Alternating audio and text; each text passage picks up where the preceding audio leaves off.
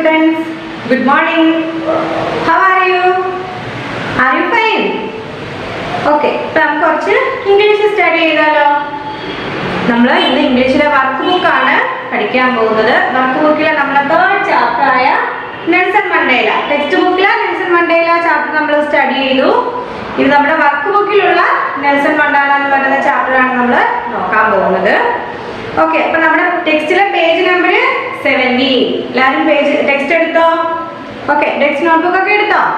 നമുക്ക് സ്റ്റാർട്ട് ചെയ്യാം. അപ്പൊ നമുക്ക് ഈ വർക്ക് ബുക്കിലെ നെൽസൺ മണ്ടേല എന്ന് പറയുന്ന ചാപ്റ്ററിൽ ആദ്യം നമുക്ക് തന്നിരിക്കുന്നത് ഒരു പാസേജ് നമുക്ക് തന്നിട്ടുണ്ട്. ആ പാസേജ് നമ്മൾ ശ്രദ്ധിച്ച് വായിച്ചിട്ട് അതിന് കുറെ ക്വസ്റ്റ്യൻസ് തന്നിട്ടുണ്ട്, അത് നമ്മൾ ചെയ്യണം. ഓക്കെ, ആ ക്വസ്റ്റ്യൻസ് നമ്മൾ ആൻസർ എഴുതണം. അപ്പൊ നമുക്ക് ആ പാസേജ് നല്ലോണം വായിക്കാം. ടീച്ചർ വായിച്ചു തരാം. നമ്മുടെ പാസേജിന്റെ പേര് അഡ്വഞ്ചേഴ്സ് ഓഫ് ടോം സോയർ. അതായത് എന്താണ്? ടോം സോയറിന്റെ സാഹസികത എന്നുള്ള ഒരു പാസേജ് ആണ് നമുക്ക് വായിക്കാൻ തന്നിരിക്കുന്നത്. അത് ആരുടെയാണെന്ന് അറിയാമോ?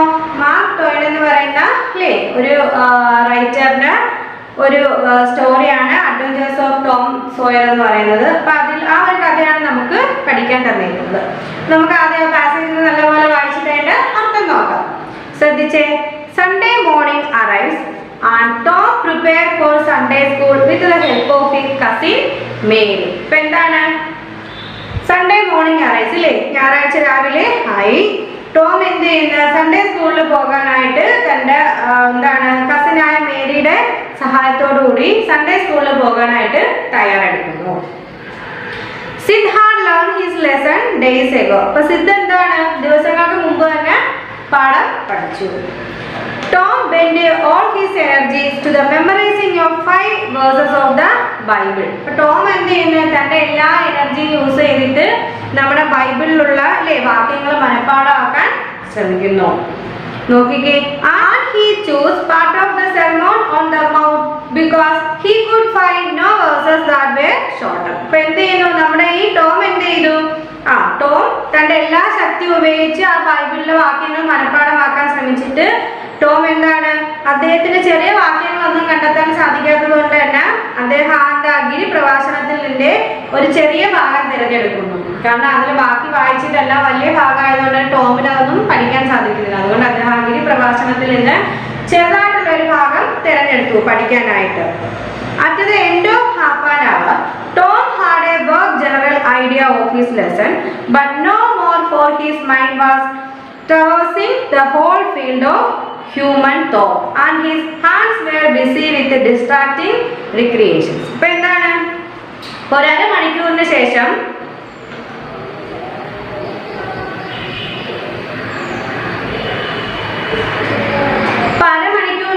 ടോമിന് തന്റെ ആ ഒരു പഠനത്തെ കുറിച്ച് അവ്യക്തമായ ഒരു പൊതു ആശയം ഉണ്ടായിരുന്നു. പക്ഷെ ഇപ്പൊ അതില്ല. കാരണം എന്ന് വെച്ചാൽ അദ്ദേഹത്തിന്റെ മനസ്സെന്താണ്? മനുഷ്യ ചിന്തയുടെ മുഴുവൻ മേഖലയിൽ സഞ്ചരിക്കുകയായിരുന്നു. അപ്പൊ അതുപോലെ ടോമിന്റെ കൈകൾ എന്ത് ചെയ്യുന്നു?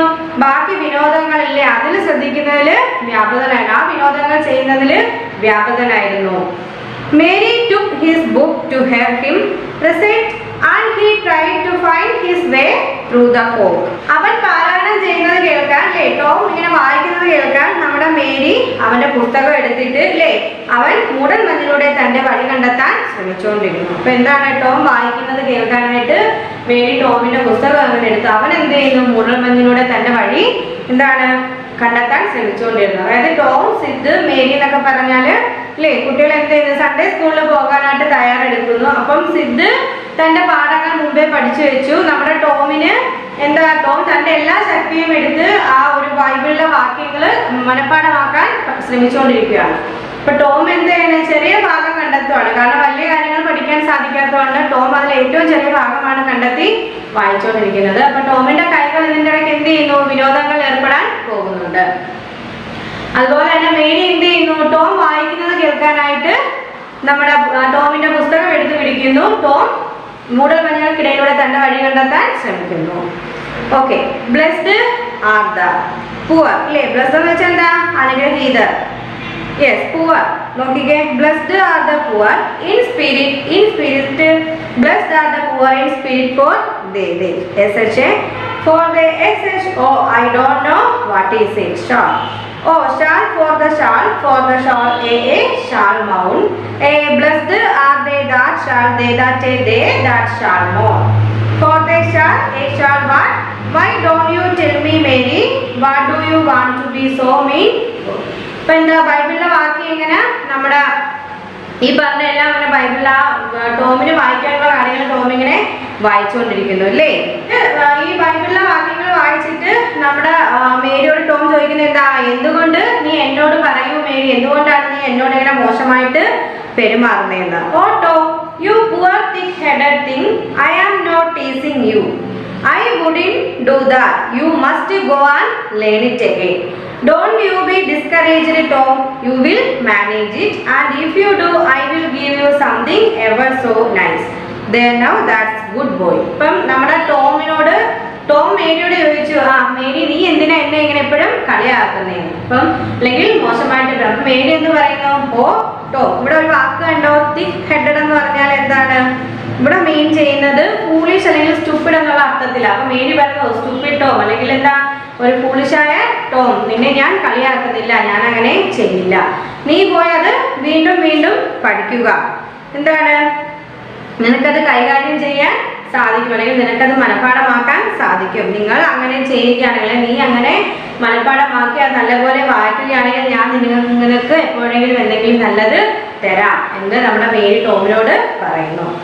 All right, what is Mary? Tell me what it is. അപ്പൊ എന്താണ് നമ്മുടെ ടോം പറയുന്നത്, അത് കൊള്ളാല്ലേ, എന്താ ശരി, അതെന്താണെന്ന് നീ എന്നോട് പറയൂ എന്ന് നമ്മുടെ ടോം മേരിയോട് ചോദിക്കുന്നു. മേരി പറഞ്ഞില്ലേ, ആ പാഠങ്ങൾ കാണാതെ പഠിച്ച് അല്ലെങ്കിൽ നല്ല രീതിയിൽ വായിക്കുകയാണെങ്കിൽ ഞാൻ നിനക്ക് എന്തെങ്കിലും നല്ലത് തരാം, നല്ലത് ചെയ്യാന്ന് പറഞ്ഞപ്പോൾ നമ്മുടെ ടോം മേരിയോട് ചോദിക്കുന്ന, എങ്കിൽ അത് എന്താണെന്ന് എന്നോട് പറയൂ എന്ന് പറയുന്നു. ഓക്കെ, നെക്സ്റ്റ് പേജ് നോക്കേ. Never you mind Tom, you know if say it's nice it is nice. അപ്പൊ എന്താണ്, സാരമില്ല ടോം, നമ്മുടെ മേരി തിരിച്ചു പറയുന്നു, അതെന്താണെന്ന് ഞാൻ പറയുന്നില്ല, എന്തായാലും എന്താ അത് നല്ലതായിരിക്കും. Okay, I bet you that's so Mary, all right I will tackle it again. ഇപ്പം എന്താണ് തിരിച്ച് നമ്മുടെ ടോം മേരിയോട് പറയുന്നു, എന്തായാലും മേരി ഞാൻ നിന്നോട് ബെറ്റ് വയ്ക്കുന്നു, എന്താണ് ഞാനത് വീണ്ടും നല്ലപോലെ പഠിക്കണം, നിന്നെ അത് പറഞ്ഞ് ശിക്ഷിക്കും. And he did tackle it again, and under the double pressure of curiosity and prospective gain, he did it such a spirit that he accomplished a shining success. Mary gave him a brand new Barlow knife worth 12.5 cents. On a conclusion of delight that swept his system shook him to the foundations.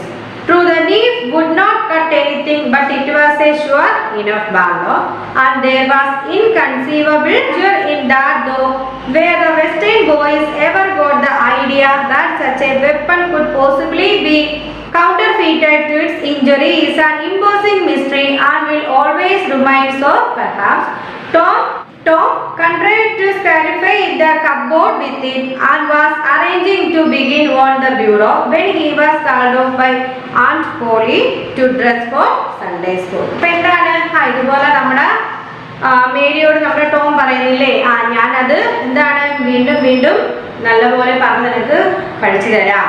അപ്പൊ അത് അവൻ വീണ്ടും വീണ്ടും കൈകാര്യം ചെയ്തില്ലേ. ജിജ്ഞാസയുടെ അതുപോലെ തന്നെ എന്താണ് ഭാവി നേട്ടത്തിന്റെയും ആ ഒരു ഇരട്ട സമ്മർദ്ദം അല്ലെ, എന്താണ് എനിക്ക് എന്താണ് ഞാനത് പഠിച്ചേൽപ്പിച്ചാൽ എനിക്ക് എന്താണ് മേരി തരാൻ പോകുന്നത് എന്നുള്ള ആ ഒരു അവന്റെ ഒരു ജിജ്ഞാസ, അത് എന്താണെന്ന് അറിയേണ്ടത് അവന്റെ ആകാംക്ഷ, അതുപോലെ തന്നെ തനിക്കൊരു നേട്ടം കിട്ടാൻ പോകുന്നു എന്നുള്ള ആ ഒരു സന്തോഷം. അപ്പൊ ഈ രണ്ട് കാര്യങ്ങളുടെ ഇരട്ട സമ്മർദ്ദത്തിൽ അദ്ദേഹം എന്ത് ചെയ്യുന്നു അല്ലേ, അവൻ ഒരു ഉജ്ജ്വലമായ വിജയം കൈവരിച്ചു.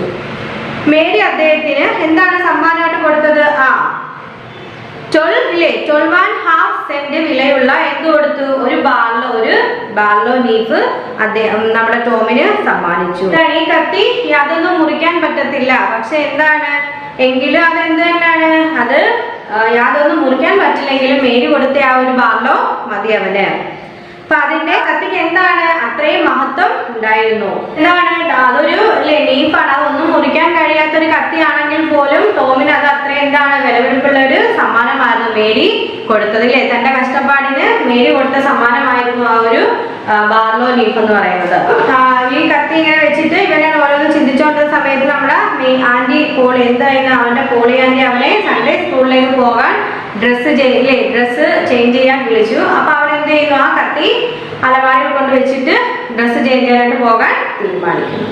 വളരെ സിമ്പിൾ ആയിട്ടൊരു കഥയാണ്. എവിടുന്നാണ് നോക്കി? Adapted from the adventures of Tom Sawyer by Mark Twain. അല്ലേ, മാർക്ക് ട്വെയിൻ്റെ നമ്മൾ അഡ്വഞ്ചേഴ്സ് ഓഫ് ടോം സോയർ എന്ന് പറയുന്ന ആ ഒരു ഇതിൽ നിന്നത്തെ കുറച്ച് ഭാഗമാണ് നമ്മളിവിടെ നോക്കിയത്. ഒരു കുഞ്ഞു കഥ അല്ലേ. ഓക്കെ, ഇനി അതിന്റെ താഴെ നമുക്ക് കുറച്ച് ആക്ടിവിറ്റീസ് ചെയ്യാനുണ്ട്. ഫസ്റ്റ് എന്താ നോക്കിക്കേ, ടിക്ക് ദ കറക്റ്റ് ഓപ്ഷൻ. നമുക്ക് നമ്മുടെ ടെക്സ്റ്റ് ബുക്കിൽ നമ്മൾ ചെയ്യുന്നതാണെങ്കിൽ തന്നെ നമുക്ക് ഓപ്ഷൻ തന്നിട്ടുണ്ട്, ക്വസ്റ്റ്യൻ തന്നിട്ടുണ്ട്. വായിച്ച് നോക്കി കറക്റ്റ് ചെയ്താണ് അത് ടിക്ക് ചെയ്യണം. Sid had learn his lesson dash. അപ്പൊ സിദ് തന്റെ പാഠങ്ങൾ പഠിച്ചു. എപ്പോഴാണ് പഠിച്ചത്? A week before, last night, a few days before. നമ്മുടെ ടെക്സ്റ്റിൽ തന്നിട്ടുണ്ട്. എപ്പോഴായിരുന്നു? എ ഫ്യൂ ഡേയ്സ് ബിഫോർ അല്ലേ, കുറച്ച് ദിവസങ്ങൾക്ക് മുമ്പായിരുന്നു സിദ്ധു തന്നെ പാഠങ്ങൾ പഠിച്ചത്. നമ്മുടെ ആൻസർ എന്ത് എഴുതണം? Option B, a few days before. Clear ആയോ? നെക്സ്റ്റ് ക്വസ്റ്റ്യൻ നോക്കിക്കേ. Tom was trying to memorise dash verses of the Bible. അപ്പൊ ടോം എന്തിനാ ശ്രമിച്ചുകൊണ്ടിരുന്നത്? ബൈബിളില് അല്ലേ എത്ര വാക്യങ്ങൾ പഠിക്കാനാണ് ടോം ഇങ്ങനെ ശ്രമിച്ചുകൊണ്ടിരുന്നത്? 2, 3, 5. നമ്മുടെ ഓപ്ഷൻ ഏതാണ്? ഓപ്ഷൻ സി 5 ആണ് നമ്മുടെ ആൻസർ. Option C 5. ബൈബിളിലെ 5 വാക്യങ്ങൾ മനഃപ്പാഠമാക്കാനാണ് ടോം ഇങ്ങനെ ശ്രമിച്ചുകൊണ്ടിരുന്നത്. നമ്മുടെ ആൻസർ ഏതാണ്? Option C 5. Next question. Dash took Tom's book to have him recite the verses. അപ്പൊ എന്താണ്? ആരാണ് നമ്മുടെ ടോം വാക്യങ്ങൾ പറയുന്നത് കേൾക്കാനായിട്ട് ടോമിന്റെ ബുക്ക് എടുത്തത്? ആരാണ്? Mary, Sid, aunty Polly. ആരാണ്? നമ്മുടെ മേരി ആയിരുന്നു അല്ലേ. Option A Mary. മേരിയാണ് ടോം ബൈബിളിലെ വാക്യങ്ങൾ വായിക്കുന്നത് കേൾക്കാനായിട്ട് അവന്റെ ബുക്ക് എടുത്തത്. ആരാണ്? മേരി. അപ്പൊ നമ്മുടെ answer option A Mary. Fourth question നോക്കിക്കേ. Mary called Tom dash for his inability to learn the verses. അപ്പൊ എല്ലാ വാക്യങ്ങൾ പഠിക്കാൻ അല്ലേ അവന് കഴിവില്ലാത്ത കാരണത്താൽ മേരി അവനെ എന്താ വിളിച്ചത്? നമ്മൾ പറഞ്ഞത് ഫൂളിഷ് നമ്മൾ പറഞ്ഞില്ലേ. അപ്പൊ അവിടെ നമ്മൾ വേർഡ് ഉപയോഗിച്ചായിരുന്നു. എന്തായിരുന്നു ആ word? Option C thick headed എന്നാണ് വിളിച്ചത് അല്ലേ. എന്താണ് വിളിച്ചത്? Thick headed. അതായത് മീനിങ് എന്താ? ഫൂളിഷ് അല്ലെങ്കിൽ സ്റ്റുപ്പിഡ് എന്നൊക്കെ പറയും. അപ്പം മേരി കോൾഡ് ടോം എന്ത് വിളിച്ചു? Thick headed for his inability to learn the verses. വാക്യങ്ങൾ പഠിക്കാനുള്ള ആ ഒരു കഴിവില്ലാത്ത കാരണം ആ മേരി അവനെ വിളിച്ച് എന്താണ് ടോമിനെ? തിക് ഹെഡഡ് എന്ന് വിളിച്ചു. അതിന്റെ മീനിങ് എന്താ? സ്റ്റുപ്പിഡ്, ഫൂളിഷ് എന്നൊക്കെ നമ്മൾ പറയും. ഓക്കെ, അപ്പൊ നമ്മുടെ ഫോർത്ത് ക്വസ്റ്റ്യന്റെ ആൻസർ ഏതാണ്? Option C thick headed. അടുത്ത നെക്സ്റ്റ് ഫിഫ്ത്ത് ക്വസ്റ്റ്യൻ നോക്കിക്കേ.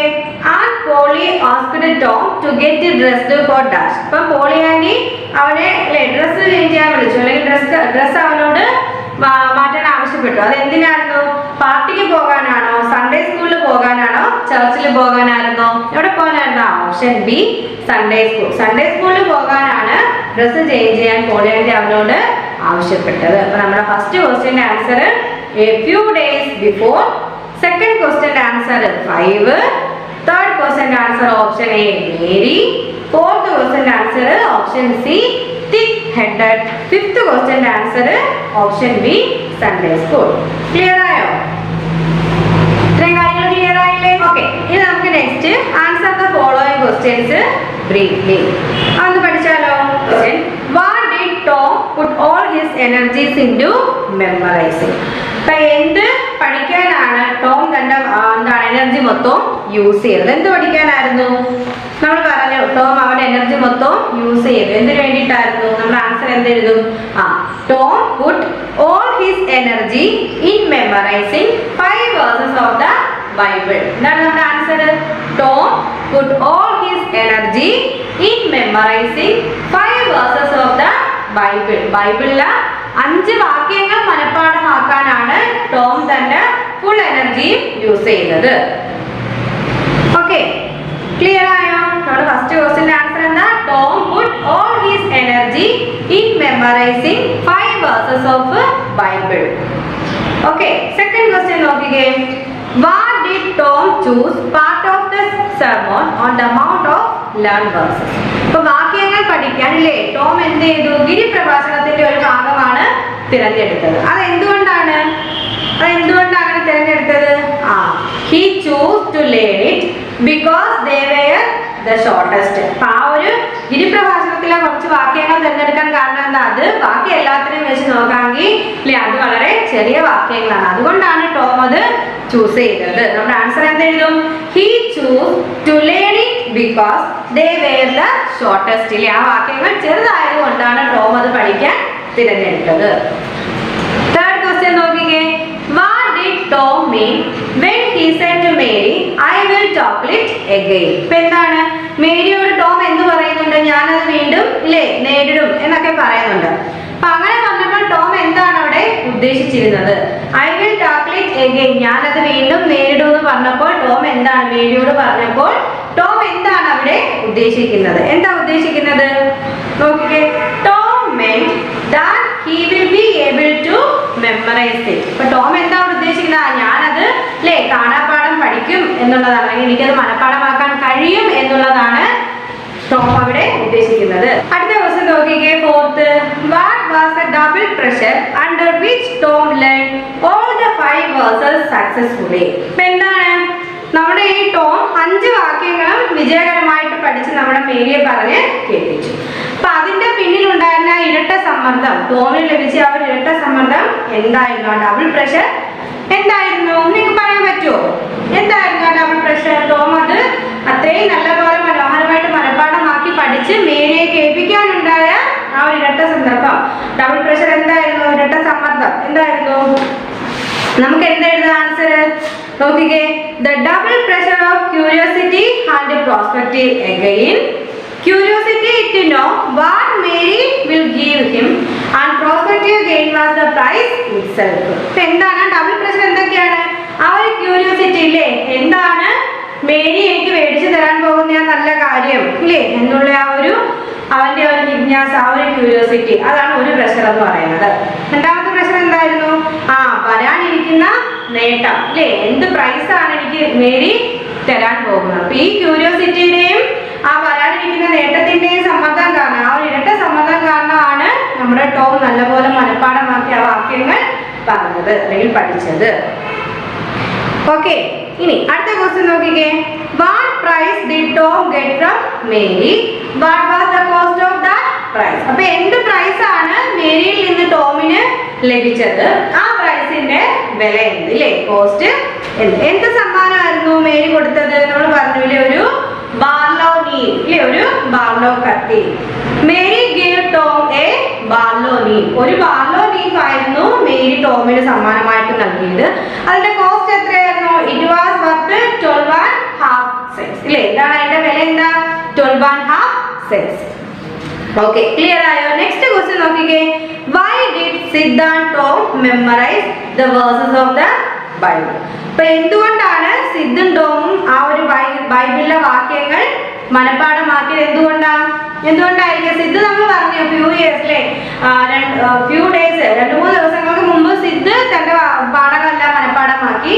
ടോം ഭയങ്കര പരിശ്രമിച്ചിട്ടാണെങ്കിൽ അവസാനം അത് മനഃപ്പാഠമാക്കി പഠിച്ചു. അപ്പൊ അത് എന്തുകൊണ്ടാണ് അവർ പഠിക്കാൻ കാരണം? എന്താണ്? അതേ മെമ്മറൈസ്ഡ് ഇപ്പോൾ സൺഡേ സ്കൂൾ ഇല്ലേ, അവർക്ക് എന്താണ് സൺഡേ സ്കൂളില് അത് മനഃപ്പാഠമാക്കണമായിരുന്നു, അതുകൊണ്ട് അവരത് മെമ്മറൈസ് ചെയ്തു. ഓക്കെ, നെക്സ്റ്റ് ക്വസ്റ്റ്യൻ നോക്കിക്കേ. Write the word from the passage that means stupid or foolish. Use the word to a meaningful sentence of your own. നമ്മൾ എന്ത് ചെയ്യണം? നമ്മൾ പറഞ്ഞില്ലേ ഈ ഫൂളിഷ് സ്റ്റുപ്പിഡ് എന്നൊക്കെ നമ്മൾ നേരത്തെ പറഞ്ഞു. മേരി നമ്മുടെ ടോമിനെ വിളിച്ച ആ ഒരു വാക്കുണ്ട്, അതിന്റെ മീനിങ് ഫൂളിഷ് സ്റ്റുപ്പിഡ് എന്നാണ് ടീച്ചർ പറഞ്ഞു തന്നായിരുന്നു. അത് ഏതായിരുന്നു ആ വാക്ക്? നമ്മൾ ആ സ്റ്റോറി പഠിച്ചപ്പോൾ പറഞ്ഞായിരുന്നു. ഏതായിരുന്നു? Thick headed. ഏതാണ് ആ വാക്ക്? Thick headed.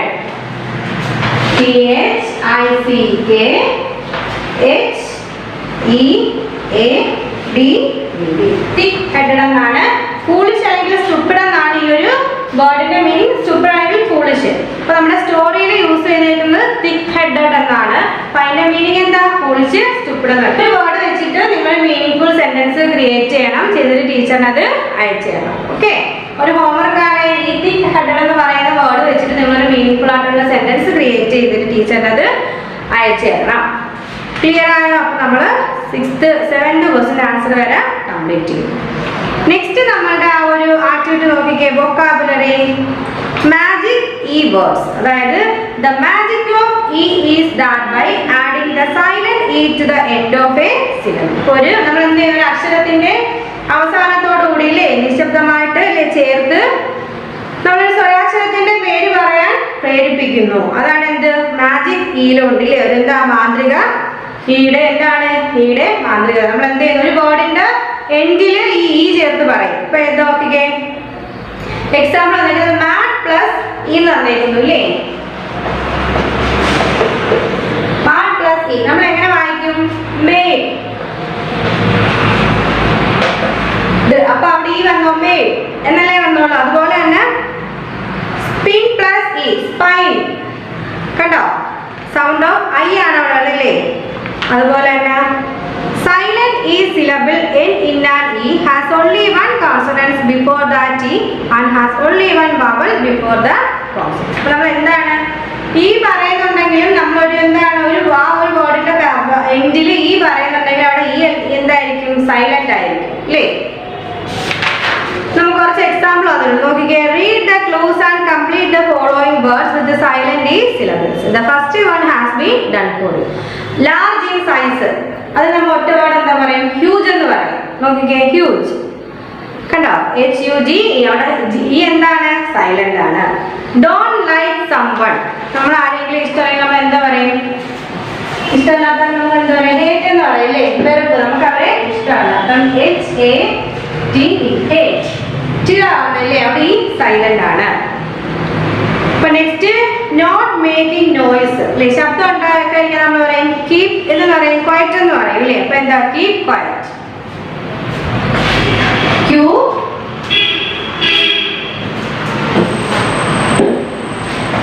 QUI keep quiet എന്നാണ് നമ്മൾ പറയുന്നത് അല്ലേ. ഈ എന്താ സൈലന്റ്. നെക്സ്റ്റ് നോക്കിക്കേ ടു പ്രൊഡ്യൂസ് സംതിങ് എന്തെങ്കിലും നമ്മൾ പ്രൊഡ്യൂസ് ചെയ്യാൻ നമ്മൾ എന്തെന്ന് പറയുന്നു മേക്ക് എന്ന് പറയും MAKE.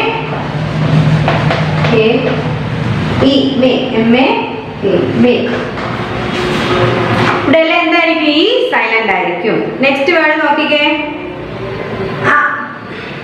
നെക്സ്റ്റ് സെന്റൻസ് നോക്കേ എ പ്ലേസ് ഓർ ലൊക്കേഷൻ ഒരു ലൊക്കേഷൻ അല്ലെങ്കിൽ പ്ലേസിനെ നമ്മൾ എന്ത് വിളിക്കും സൈറ്റ് എന്ന് പറയും അല്ലേ സൈറ്റ്. നെക്സ്റ്റ് നോക്കിക്കേ animals are kept in dash ആനിമൽസിനെ എവിടെ നമ്മൾ സൂക്ഷിക്കുന്ന കേജ് ഇല്ലേ CAGE. Okay next word we put flowers in it dash flower ഒക്കെ നമ്മൾ എവിടെയാണ് വെക്കുന്നത് ഫ്ലവർ വേസ് നമ്മൾ പറയും അല്ലേ vase VAS. Okay next a cord or a cable എന്തെന്ന് പറയുന്നത് നമ്മൾ അതിന് റോപ്പ്.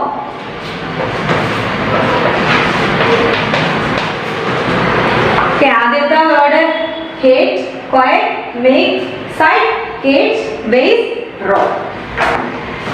ഓക്കെ അപ്പൊ നമ്മൾ ഈ താഴെ ബി സെക്ഷൻ ബി നോക്കിക്കേ. Read the following passage carefully and circle the words that have a silent e syllable. The first one have been done for you. നമുക്ക് ഒരു പാസേജ് എന്തെങ്കിലും milk has cooked the supper but has made a mistake. He spoiled the entire food by adding excess of salt to it. Those who tasted it did not admire the efforts of milk. അപ്പോൾ അതിൽ നിന്ന് നോക്കിക്കേ ഈ silent ആയിട്ട് വരുന്ന സിലബിളിൽ end of the വേർഡ്സിൽ ഈ silent ആയിട്ട് വരുന്ന വേർഡ്സ് നിങ്ങൾ മാർക്ക് ചെയ്തിട്ട് ടീച്ചറിന് ആ വേർഡ്സ് ഏതാണെന്ന് എഴുതി ടീച്ചറിന് അയച്ചു തരണം. ഓക്കെ അപ്പൊ നമ്മുടെ തേർഡ് ചാപ്റ്റർ നെൽസൺ മണ്ടേല നമ്മൾ കംപ്ലീറ്റ് ചെയ്തു. വർക്ക് ബുക്കിലെ തേർഡ് ചാപ്റ്റർ നെൽസൺ മണ്ടേല നമ്മൾ കംപ്ലീറ്റ് ചെയ്തു.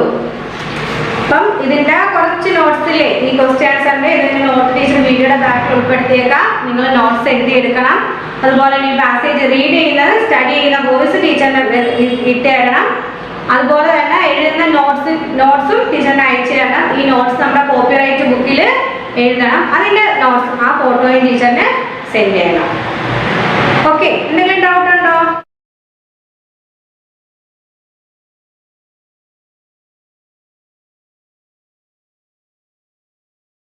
നമുക്ക് കുറച്ച് സോഷ്യൽ സ്റ്റഡീസ് പഠിച്ചാലോ? പഠിക്കാം. എല്ലാം റെഡിയാണോ? ഓക്കെ നമ്മൾ ഏത് ചാപ്റ്ററാണ് പഠിച്ചുകൊണ്ടിരുന്നത്? നമ്മൾ പഠിച്ചുകൊണ്ടിരുന്നത് നമ്മുടെ ഫസ്റ്റ് ജിയോഗ്രഫി യൂണിറ്റ് ഫസ്റ്റിലെ 5th ചാപ്റ്റർ ആണ് അല്ലേ. ഇത് എർത്ത് കോൺസിസ്റ്റന്റ് എർത്തിന്റെ ഘടകങ്ങൾ ഭൂമിയുടെ ഘടകങ്ങളെ കുറിച്ചാണ് നമ്മൾ പറഞ്ഞുകൊണ്ടിരുന്നത്. അത് ഭൂമിയെ നമ്മൾ എന്താണ് 3 സോൺസ് അല്ലെങ്കിൽ സ്പിയേഴ്സ് ആയിട്ട് ഡിവൈഡ് ചെയ്തേക്കുന്നത് പറഞ്ഞു ഇല്ലേ? ഏതൊക്കെയായിരുന്നു അത്? Lithosphere, hydrosphere, atmosphere. ലിത്തോസ്ഫിയർ എന്ന് വെച്ചാൽ ലാൻഡ്, ഹൈഡ്രോസ്ഫിയർ എന്ന് വെച്ചാൽ വാട്ടർ, ആൻഡ് അറ്റ്മോസ്ഫിയർ എന്ന് വെച്ചാൽ എന്തായിരുന്നു? എയർ. അപ്പൊ നമ്മുടെ ഭൂമിയെ, നമ്മൾ എർത്തിനെ നമ്മൾ 3 സ്ഫിയർ അല്ലെങ്കിൽ മേഖലകളായിട്ട്, സോൺസ് ആയിട്ട് ഡിവൈഡ് ചെയ്യുന്നത് പറഞ്ഞു. Lithosphere, hydrosphere, atmosphere.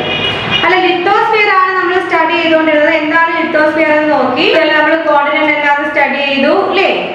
അതുപോലെ തന്നെ Asia, Africa, north America, south America, Europe, Australia, Antarctica എന്നീ 7 കോർഡിനേറ്റ്സ് ഉണ്ടെന്ന് നമ്മൾ പഠിച്ചു. ലാൻഡ് ഫോംസ് നമ്മൾ പഠിച്ചു. അതിനകത്ത് നമ്മൾ മൗണ്ടൻസ് ആയിരുന്നു ലാസ്റ്റ് ക്ലാസ്സിൽ സ്റ്റഡി ചെയ്തത് അല്ലേ? മൗണ്ടൻസ് എന്താന്ന് പറഞ്ഞു. A mountain is A conical mass of land rising too much greater height than the surrounding areas. എന്തായിരുന്നു? നമ്മുടെ ചുറ്റുമുള്ള ഏരിയയിൽ നിന്ന് കുറച്ചുകൂടെ ഉയരത്തിൽ നിൽക്കുന്ന അല്ലേ കോൺ ആകൃതിയിലുള്ള ആ ഒരു രൂപത്തെയാണ് നമ്മൾ പർവ്വതങ്ങൾ, മൗണ്ടൻസ് എന്ന് വിളിച്ചത്. 3 ടൈപ്പ് ഓഫ് മൗണ്ടൻ ഉണ്ടെന്ന് നമ്മൾ പഠിച്ചു. ഏതൊക്കെയായിരുന്നു? ഫോൾഡ് മൗണ്ടൻ ഉണ്ട് അല്ലേ? ടൈപ്പ് ഓഫ് മൗണ്ടൻ എന്താ? Depending on how they are formed. അവ എങ്ങനെയാണ് രൂപം കൊള്ളുന്നതിന്റെ അടിസ്ഥാനത്തിലാണ് നമ്മൾ ഈ മൗണ്ടൻസിനെ ഡിവൈഡ് ചെയ്തത്. ഏതൊക്കെയുണ്ട്? ഫോൾഡ് മൗണ്ടൻ ഉണ്ട്, ബ്ലോക്ക് മൗണ്ടൻ ഉണ്ട്, അതുപോലെ തന്നെ വോൾക്കാനിക് മൗണ്ടൻ ഉണ്ട്. അപ്പൊ അതിന് നമ്മൾ ആദ്യം എന്താണ് ഫോൾഡ് മൗണ്ടൻ എന്നാണ് പഠിക്കാൻ പോകുന്നത്. അപ്പൊ എന്താണ് ഫോൾഡ് മൗണ്ടൻ?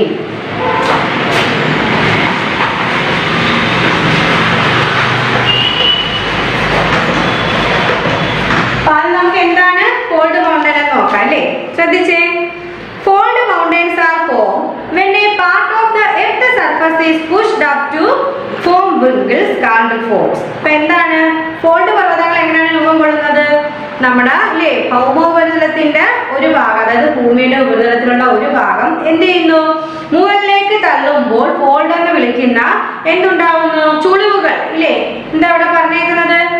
wrinkles, ചുളിവുകൾ ഉണ്ടാകുന്നത്. അതായത് ഭൗമോപരിതലത്തിന്റെ ഒരു ഭാഗം നമ്മുടെ മുകളിലേക്ക് ഇങ്ങനെ തള്ളുമ്പോൾ ഫോൾഡ് എന്ന് പറയുന്ന ചുളിവുകൾ ഉണ്ടാകും. ഈ ചുളിവുകൾ ഉണ്ടാകുമ്പോഴാണ് നമ്മളുടെ ഈ ഫോൾഡ് മൗണ്ടൻ രൂപം കൊള്ളുന്നത്. എന്താണ്? ഭൗമോപരിതലത്തിന്റെ ഒരു ഭാഗം മുകളിലേക്ക് തള്ളുമ്പോൾ ഉണ്ടാകുന്ന ചുളിവുകളാൽ രൂപപ്പെടുന്നതാണ് നമ്മളുടെ ഫോൾഡ് മൗണ്ടൻ എന്ന് പറയുന്നത്. എന്താണ് fold mountain? Fold mountains are formed when a part of the earth surface is pushed up to form wrinkles called fold. അപ്പൊ എന്താണ്? ഭൗമോപരിതലത്തിന്റെ ഒരു ഭാഗം മുകളിലേക്ക് പുഷ് ചെയ്യുന്നു അല്ലേ? തള്ളുമ്പോൾ നമ്മുടെ ചുളിവുകൾ ഉണ്ടാകുന്നു. അപ്പൊ ഈ ചുളിവുകൾ മൂലം രൂപം കൊള്ളുന്ന പർവ്വതങ്ങളാണ് fold mountains. The Himalayas in Asia, the Alps in Europe, the Rockies in North America and the Andes in South America are examples of fold mountain. So fold mountain example വരുമ്പോൾ നമുക്ക് എന്തൊക്കെ? ഏഷ്യയിലെ ഹിമാലയ, യൂറോപ്പിലെ ആൽപ്സ് പർവ്വതനിരകൾ, നോർത്ത് അമേരിക്കയിലെ Rockies, അതുപോലെ തന്നെ south അമേരിക്കയിലെ Andes, ഇതെല്ലാം നമ്മുടെ ഫോൾഡ് മൗണ്ടന് എക്സാമ്പിൾസ് ആണ്. അപ്പൊ എന്താണ് ഫോൾഡ് മൗണ്ടൻ ടീച്ചർ പറഞ്ഞത്? Fold mountains are formed when a part of the earth surface is pushed up to form wrinkles called folds. ഇല്ലേ? എന്താണ്? ഭൗമോപരിതലത്തിന്റെ ഒരു ഭാഗം മുകളിലേക്ക് ഇങ്ങനെ തള്ളുമ്പോൾ ഇല്ലേ എന്ത് ചെയ്യുന്നു? wrinkles രൂപം കൊള്ളുന്നു. അപ്പൊ ആ ചുളിവുകൾ ഉണ്ടാകുന്നു.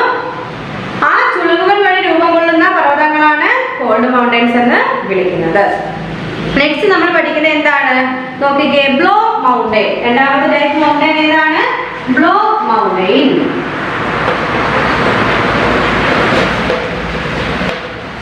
എന്താണ് ബ്ലോക്ക് മൗണ്ടൻ എന്ന് നോക്കിക്കേ. A chunk of land between two cracks on the earth's surface may get pushed up or may cave in. A raised chunk is called a block mountain or host, and a sunken portion is called a rift valley or garden. ഇപ്പൊ എന്താണ്? അതായത് നമ്മുടെ ഭൂമിയുടെ ഉപരിതലത്തിലെ 2 വിള്ളലുകൾക്കിടയിലുള്ള ഭൂമിയുടെ ഒരു ഭാഗം എന്ത് ചെയ്യുന്നു? മുകളിലേക്ക് തള്ളപ്പെടുകയോ അല്ലെങ്കിൽ ഒരു ഗുഹയിൽ വീഴുകയോ ചെയ്യാം. അപ്പൊ ആ ഒരു ഉയർത്തിയ ആ ഒരു ഭാഗത്തെ നമ്മൾ എന്തെന്ന് വിളിക്കുന്നു? ബ്ലോക്ക് മൗണ്ടൻസ് എന്ന് വിളിക്കുന്നു. എന്താ ടീച്ചർ പറഞ്ഞത്? നമ്മുടെ ഭൂമിയുടെ എന്താ ഭൂമിയുടെ ഉപരിതലത്തിലെ 2 വിള്ളലുകൾക്കിടയിലുള്ള ഭൂമിയുടെ ഒരു ഭാഗം, 2 വിള്ളലുകൾക്കിടയിലുള്ള ഭൂമിയുടെ ഒരു ഭാഗം എന്ത് ചെയ്യുന്നു? മുകളിലേക്ക് തള്ളപ്പെടുകയോ ഗുഹയിലേക്ക് വീഴുകയോ ചെയ്യുന്നു. നമ്മൾ പറഞ്ഞ എന്താ? ഭൂമിയുടെ ആ ഒരു ഉപരിതലത്തിലെ 2 വിള്ളലുകൾക്കിടയിലുള്ള ഭൂമിയുടെ ഒരു ഭാഗം മുകളിലേക്ക് തള്ളുകയോ അല്ലേ താഴേക്ക് ഗുഹയിലേക്ക് വീഴുകയോ ചെയ്യാം. അപ്പൊ അങ്ങനെ മുകളിലേക്ക് തള്ളുന്ന ആ ഒരു ഭാഗത്തെ അല്ലെങ്കിൽ ഉയർന്നു വന്ന ആ ഭാഗത്തെയാണ് നമ്മൾ എന്തെന്ന് വിളിക്കുന്നത്? നമ്മുടെ ഈ ഒരു ബ്ലോക്ക് മൗണ്ടൻസ് എന്ന് പർവ്വതങ്ങളൊക്കെ നമ്മൾ പറയില്ലേ എന്ന് വിളിക്കുന്നത്. അതുപോലെ പിന്നെ നമ്മൾ പറഞ്ഞില്ലേ അതിനെ ബ്ലോക്ക് മൗണ്ടൻസ് എന്ന് വിളിക്കുന്നു. അതുപോലെ തന്നെ താഴേക്ക് ആ ഒരു എന്താ ഹോസ്റ്റ് പോലെ താഴേക്ക് മുങ്ങിപ്പോയ ഭാഗത്തെ നമ്മൾ താഴ്വര എന്താ വിള്ളൽ താഴ്വര എന്നൊക്കെ നമ്മൾ വിളിക്കുന്നുണ്ട്. എന്തെന്ന് വിളിക്കുന്നു? വിള്ളൽ താഴ്വര നമ്മൾ വിളിക്കുന്നു. അപ്പൊ ഭൂമിയുടെ ഉപരിതലത്തിലെ വിള്ളലുകൾക്കിടയിൽ രണ്ട് വിള്ളലുകൾക്കിടയിലുള്ള ഭൂമിയുടെ ഒരു ഭാഗം ഒന്നുകിൽ മുകളിലേക്ക് തള്ളുകയോ അല്ലെങ്കിൽ ഗുഹയിലേക്ക് താഴ്ന്നു പോവുകയോ ചെയ്യുന്നു. അങ്ങനെ മുകളിലേക്ക് ഉയർന്നു വരുന്ന ആ ഭാഗത്തെ നമ്മൾ ബ്ലോക്ക് മൗണ്ടൻ എന്ന് വിളിക്കുന്നു. താഴോട്ട് മുങ്ങി പോകുന്ന ആ ഭാഗത്ത് നമ്മൾ വിള്ളൽ താഴ്വര എന്നൊക്കെ നമ്മൾ വിളിക്കുന്നു. ഓക്കെ, എക്സാമ്പിൾ നോക്കിക്കേ. Vosges and Black Forest mountain of Europe are examples of block mountains, while the Rhine Valley between them is a rift valley. ഇപ്പൊ എന്താണ് നമ്മുടെ വോസ്റ്റസ് അല്ലെങ്കിൽ ബ്ലാക്ക് ഫോറസ്റ്റ് മൗണ്ടൈൻ, ഇതെല്ലാം എന്താണ് യൂറോപ്പിലുള്ള വോസ്റ്റസ് ആയാലും ബ്ലാക്ക് ഫോറസ്റ്റ് മൗണ്ടൈൻ ആയാലും എല്ലാം നമ്മുടെ ഈ ഒരു ബ്ലോക്ക് മൗണ്ടൈൻസിന് എക്സാമ്പിൾസ് ആണ്. അപ്പൊ ഇവയ്ക്കിടയിലുള്ള ഈ ഒരു റിൻ വാലി എന്ന് പറഞ്ഞാല് നമ്മുടെ റിഫ്റ്റ് വാലിക്ക് ഉദാഹരണമാണ്, വിള്ളൽ താഴ്വരയ്ക്ക് ഉദാഹരണമാണ് റിൻ വാലി എന്ന് പറയുന്നത്. അപ്പൊ നമ്മൾ കോൾഡ് മൗണ്ടൻ എന്താണെന്ന് പഠിച്ചു, ബ്ലോക്ക് മൗണ്ടൻ എന്താണെന്ന് പഠിച്ചു. നെക്സ്റ്റ് ഉള്ളത് എന്താണ്? Volcanic mountain. മൂന്നാമത്തെ ടൈപ്പ് ഏതാണ്? Volcanic mountain.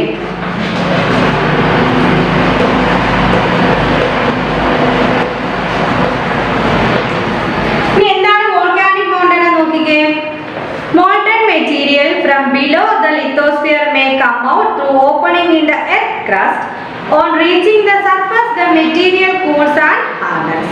Sometimes it piles up around the opening and gradually forms a mountain. Such a mountain is called a volcanic mountain or simply volcano. അപ്പോൾ എന്താ അഗ്നിപർവ്വതങ്ങൾ എന്നൊക്കെ നമ്മൾ പറയുന്നതാണ് വോൾക്കാനിക് മൗണ്ടൻ. ഇപ്പൊ എന്താണ് നമ്മുടെ ലിത്തോസ്ഫിയറിന് താഴെയുള്ള ഉരുകിയ വസ്തുക്കൾ ഭൂമിയുടെ പുറന്തോടിന്റെ ആ ഒരു എന്താണ് ആ ഒരു മുകളിലൂടെ അല്ലെങ്കിൽ ആ ഒരു പുറന്തോടിന്റെ മുകളിലൂടെ പുറത്തു വരുന്നു.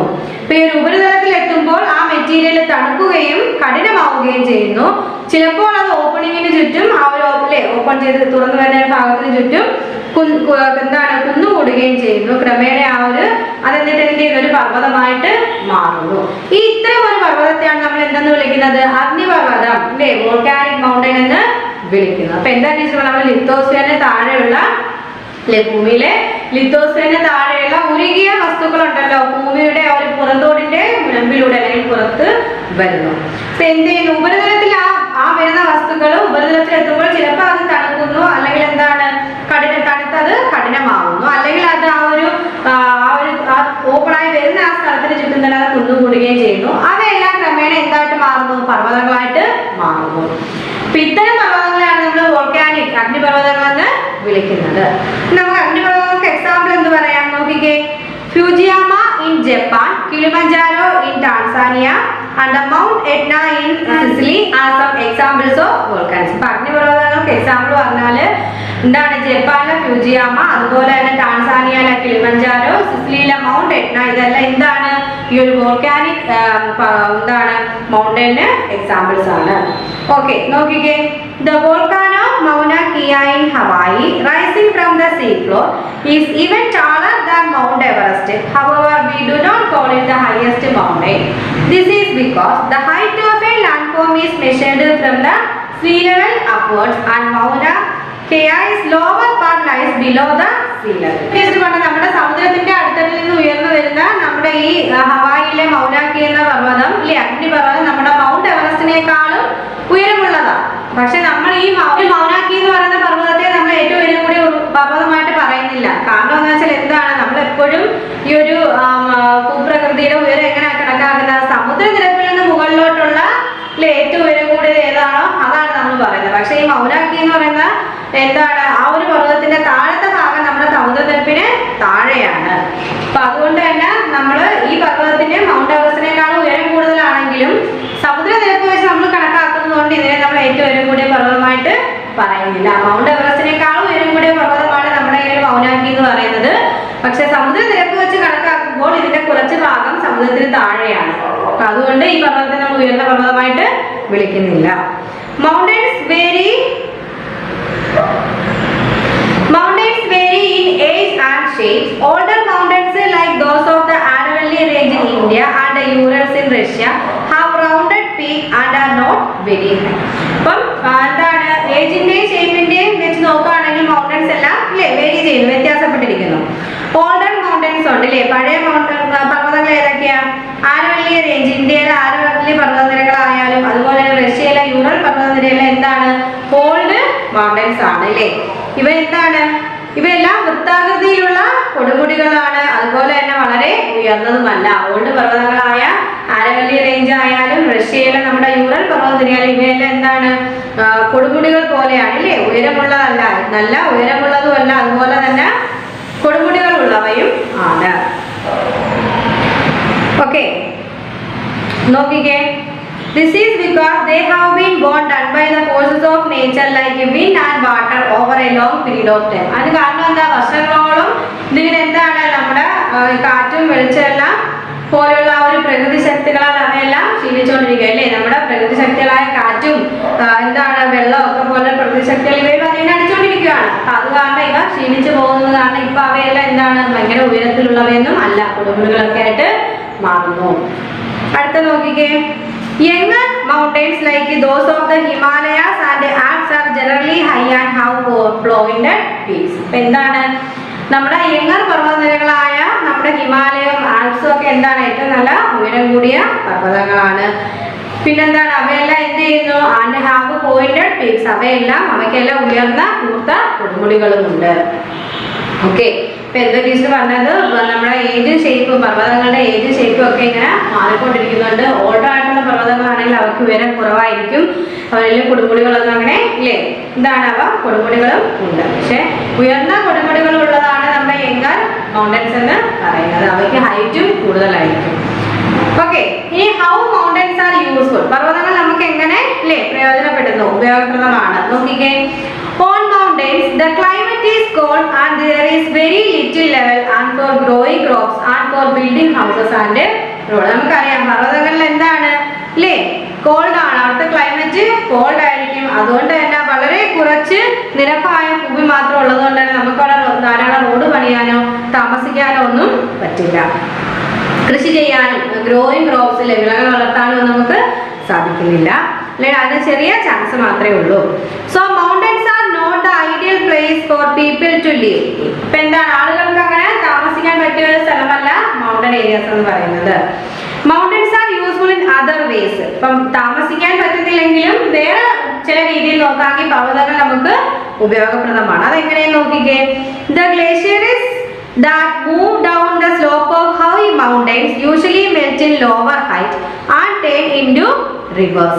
പിന്നെ ഈ ഉയർന്ന പർവ്വതങ്ങളിലുണ്ടല്ലോ, പർവ്വതങ്ങളുടെ ചരിവുകളിൽ നിന്ന് താഴേക്ക് നീങ്ങുന്ന ഹിമാനികൾ ഇല്ലേ, മഞ്ഞുപാടുകൾ എന്ത് ചെയ്യുന്നു? സാധാരണയായിട്ട് താഴ്ന്ന ഉയരങ്ങളിൽ ഇല്ലേ ഒഴുകി അതാണ് നദികളായിട്ട് മാറും. അപ്പൊ ഒരു നദി നമുക്ക് അവിടെ രൂപം കൊള്ളുന്നുണ്ട് ഇല്ലേ. അതുപോലെ തന്നെ നോക്കിക്കേ. Rivers running down the steep slope of mountains are fast flowing. ഇപ്പൊ എന്താണ്? ഇങ്ങനെ മലനിരകളുടെ കുത്തനെയുള്ള ചരിവിലൂടെ ഒഴുകി വരുന്ന നദി എന്താണ്? നദികൾ അതിവേഗം ഒഴുകുന്ന നദികളായിരിക്കും. So they are ideal for generating hydroelectricity. അപ്പൊ എന്താണ്? നമുക്ക് ജലവൈദ്യുതി ഇതിൽ നിന്ന് എളുപ്പം ക്രിയേറ്റ് ചെയ്യാം. ഇപ്പൊ എന്താണ്? ഒരു ഉപയോഗമായില്ലേ മൗണ്ടൻസ് കൊണ്ടുള്ള ഒരു ഉപയോഗം എന്താ? നമുക്ക് ഹൈഡ്രോ ഇലക്ട്രിസിറ്റി പെട്ടെന്ന് ജനറേറ്റ് ചെയ്യാം. അതുപോലെ തന്നെ besides mountains slope open have forest which gave us wood and many other useful things. Many tourists visit the mountains to enjoy the scenic beauty and to take part in adventure sports such as singing, mountaineering and whitewater rafting, etc. അപ്പോൾ എന്താണ് നമ്മുടെ ഈ ഒരു നമ്മൾ പറഞ്ഞു ഈ ഒരു നമ്മുടെ മൗണ്ടൻസിലെ പർവ്വതനിരകളുടെ ആ ഒരു എന്താണ് ചരിവുകളിലൊക്കെ ധാരാളം ഫോറസ്റ്റ് വനങ്ങളുണ്ട്, അതിനുള്ള തടികളായാലും ഇല്ലേ ഇപ്പൊ നമുക്ക് പല രീതിയിൽ അങ്ങനെ പ്രയോജനപ്പെടുന്നുണ്ട്. അതുപോലെ തന്നെ വിനോദസഞ്ചാര മേഖലയിൽ ഏറ്റവും പ്രധാനപ്പെട്ട മൗണ്ടൻസ് ഉണ്ട് ഇല്ലേ, ആളുകൾ പർവ്വതങ്ങൾ കാണാൻ വരുന്നുണ്ട്. അതുപോലെ തന്നെ അവിടുത്തെ ബ്യൂട്ടി, പർവ്വതങ്ങളുടെ ആ ഒരു ഏരിയാസിലുള്ള ബ്യൂട്ടി എൻജോയ് ചെയ്യാൻ വരുന്നുണ്ട്. അതുപോലെ തന്നെ എന്താണ് അവിടെ പലതരത്തിലുള്ള വിനോദസഞ്ചാരങ്ങളിൽ ഏർപ്പെടാൻ വരുന്ന ആൾക്കാരുണ്ട്. ഏതൊക്കെയാണ്?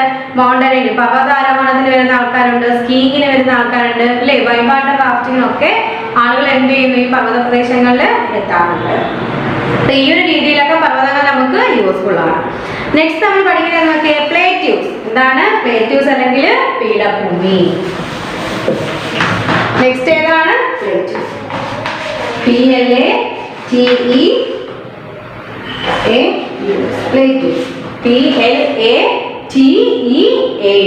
പ്ലേറ്റ്യൂസ് നോക്കിക്കേ. A plateau is a large area of fairly level and rising much above the surrounding areas. അപ്പോൾ എന്താണ്, നമ്മുടെ ചുറ്റുമുള്ള പ്രദേശങ്ങളിൽ നിന്നും വളരെ ഉയരത്തിൽ ഉയർന്നു നിൽക്കുന്ന സാമാന്യ നിരപ്പായ ഒരു വലിയ പ്രദേശമാണ് നമ്മൾ പീഠഭൂമി, പ്ലേറ്റ് എന്ന് പറയുന്നത്. എന്താ പീഠഭൂമി?